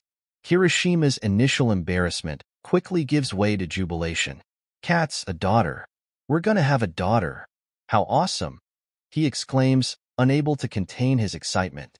Bakugo grins at Kirishima's reaction, feeling a surge of pride as his boyfriend kisses his cheek enthusiastically. Kazumi can't help but giggle at the sight.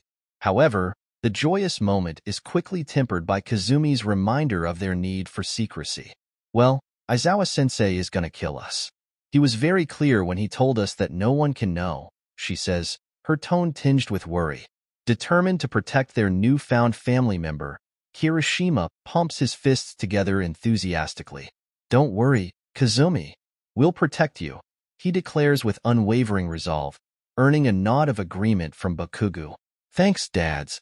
Kazumi responds gratefully, feeling a sense of reassurance in their support. As they continue with their meal, the rest of the class begins to trickle downstairs for breakfast. Hawks unexpectedly makes an appearance, announcing his impending discharge from the infirmary. Good morning, just dropping by for a last visit. Recovery girl says I've recovered enough, so she will discharge me this afternoon. Hawks announces, greeted with congratulatory words from his students. Tokoyami offers his mentor a smile. Congratulations, Hawks-sensei. Hawks shares a knowing wink with Hato, who grins in return.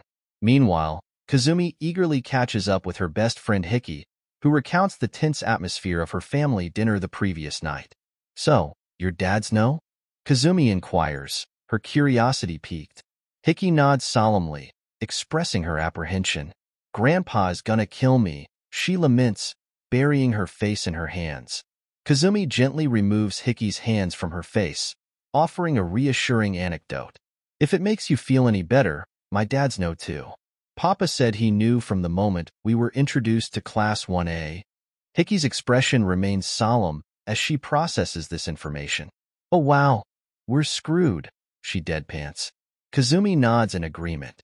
Yeah, their shared realization prompts a sudden eruption of laughter as they exchange knowing glances. Across the common room, Bakugo, Kirishima, and Denki observe the girls with affectionate smiles, silently appreciating their bond. Meanwhile, Hato confides in the twins about the unsettling encounter with their uncles during the previous night's ordeal at their grandparents' house. Itsuki and Shosuke are visibly taken aback. Uncle Tuya and Uncle Tenko attacked you? They exclaim in disbelief. Hato solemnly nods, and Setsuko shudders at the memory. That was so scary, she admits, her voice trembling. I don't think I've ever been so scared of my dad in my whole life, Hato confesses, his tone heavy with sadness. In a gesture of solidarity, his cousins draw closer, enveloping him in a comforting embrace. Just then, Kazumi and Hiki approach, their concern evident. Hato, what happened? Kazumi inquires, noticing the bruises marring his skin. Hato proceeds to recount the harrowing events of the previous night, prompting expressions of disbelief from his friends. Damn, Shosuke mutters, shaking his head in disbelief. And I thought our family dinner was tense, Itsuki adds, a hint of amusement in her voice. So, what can we conclude? All of our parents now know? Shosuke asks, glancing. around at his friends for confirmation. 𝗧𝗏𝗂𝐁 lets out a groan of frustration. We're all dead, she laments. Yup, Setsuko and Hiki chime in unison, their agreement punctuated by a playful pop of the P. Kazumi's frustration manifests in a dramatic gesture, her hands flinging up in exasperation. We did the one thing Sensei clearly instructed us not to do. Abruptly, the tranquil atmosphere is shattered by the piercing wail of red lights and blaring sirens, sending a wave of fear rippling through the room. Everyone freezes, their hearts pounding with trepidation. Attention staff and students. Villain attack.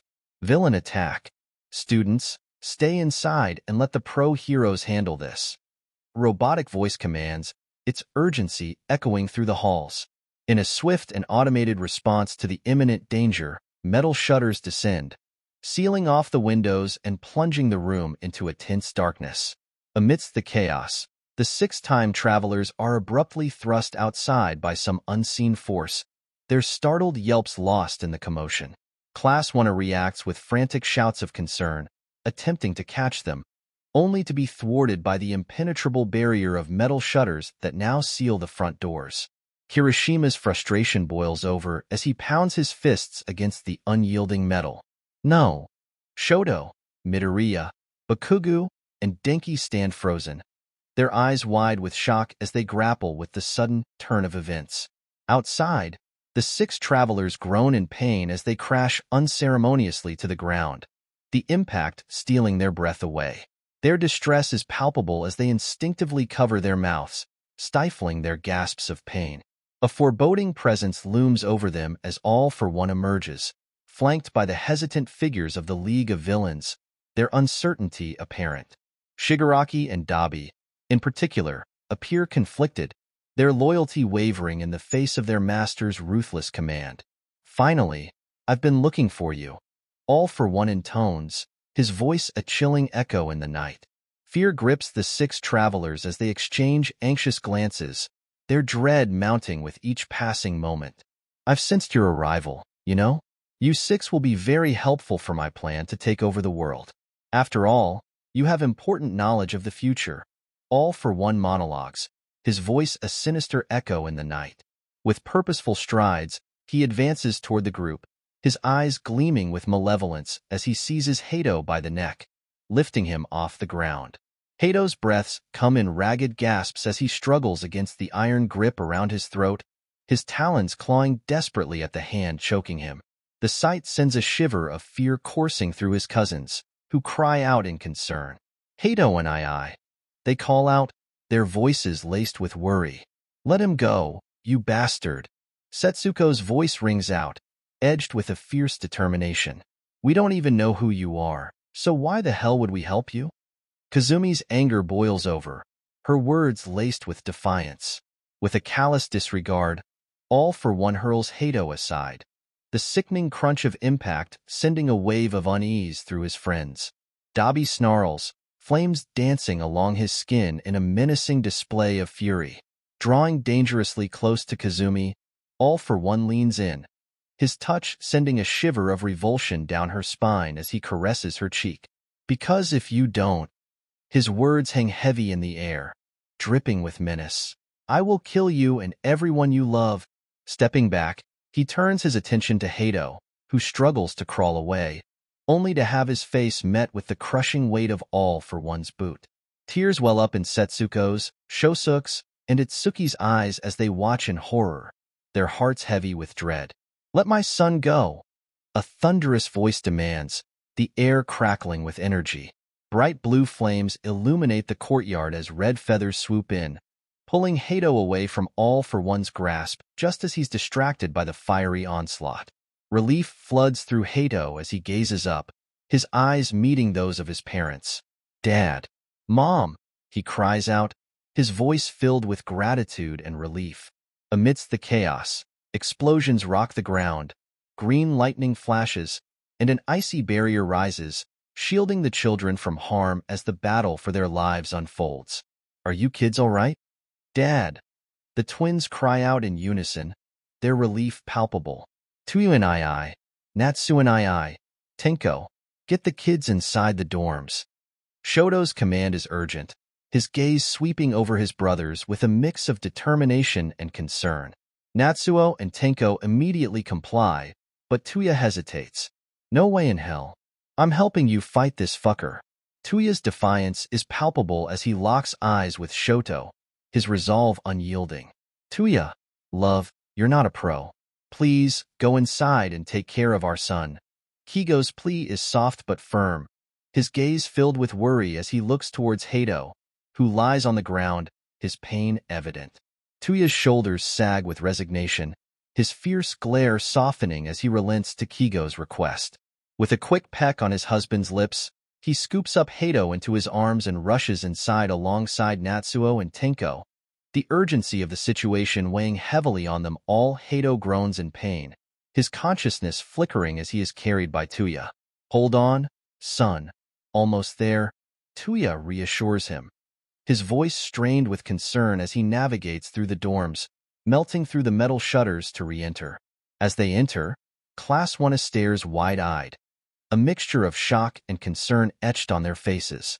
Out of my way, Tuya commands, his tone urgent, as he gently lays Hato down on a nearby couch. I need a first aid kit. The students snap out of their daze, and Momo swiftly creates a first aid kit, handing it over to Tuya. Tuya focuses on administering first aid to his son, his movements precise yet filled with urgency. Shoto watches, his face pale with worry, tears gathering in his eyes. Tuya and I? Shoto's voice trembles with emotion, but Tuya, preoccupied with caring for Hato, doesn't immediately register the distress in his brother's voice.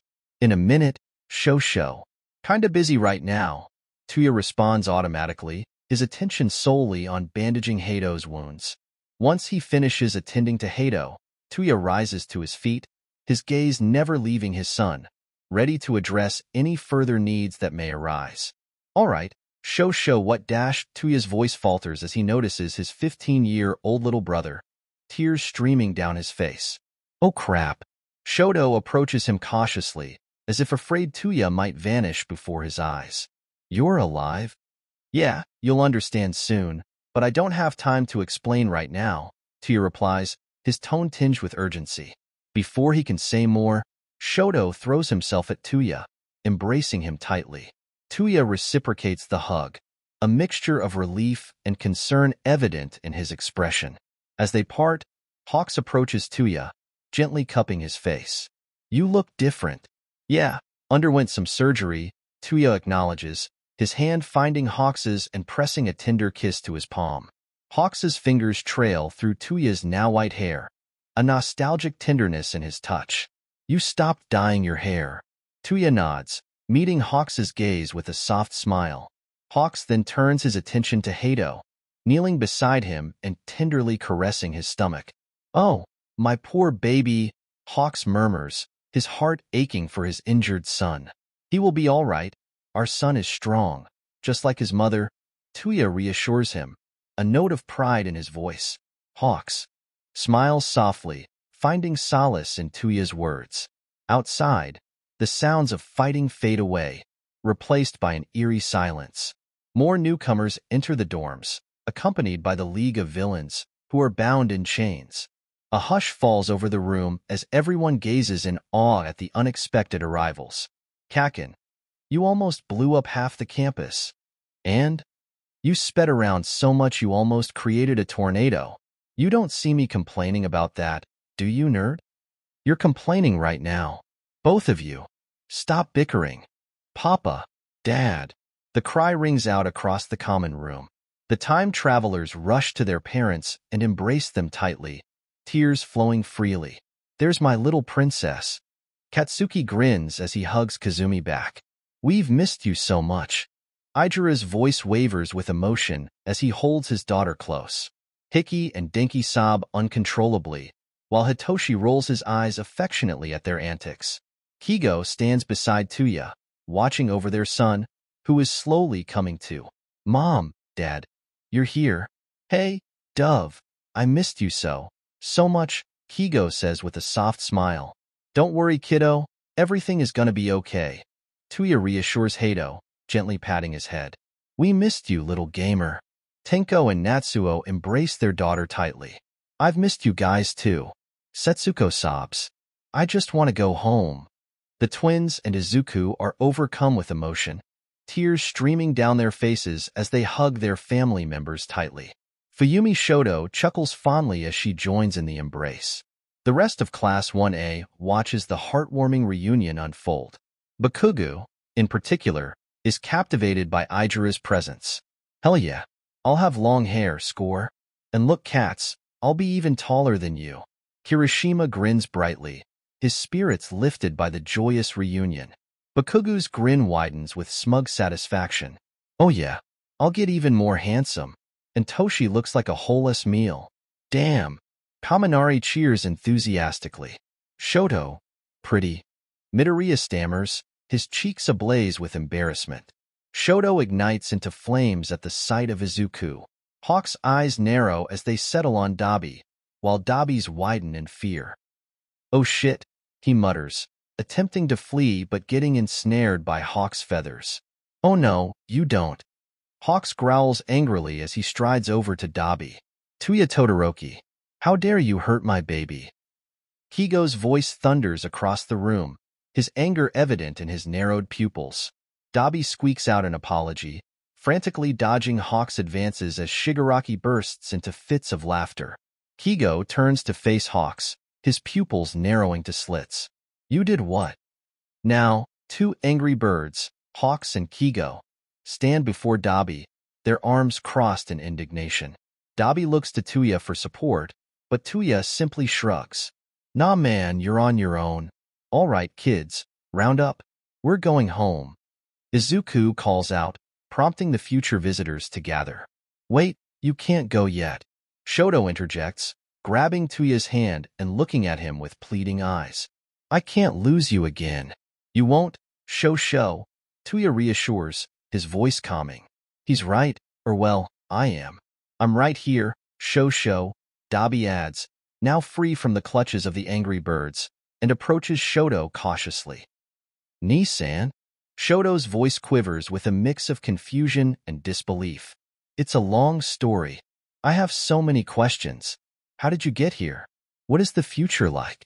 Will I be number one? What is it like being married to Shoto and part of the Todoroki family? How are we even able to have kids? What?" Midoriya's questions pour out in a rapid stream. "All right, little me. I'm gonna stop you right there," Izuku interjects, kneeling in front of Midoriya and placing a reassuring hand on his shoulder. "I can't answer any of those, but don't worry. You'll find out soon enough for yourself." Izuku winks, and Midoriya nods eagerly in response.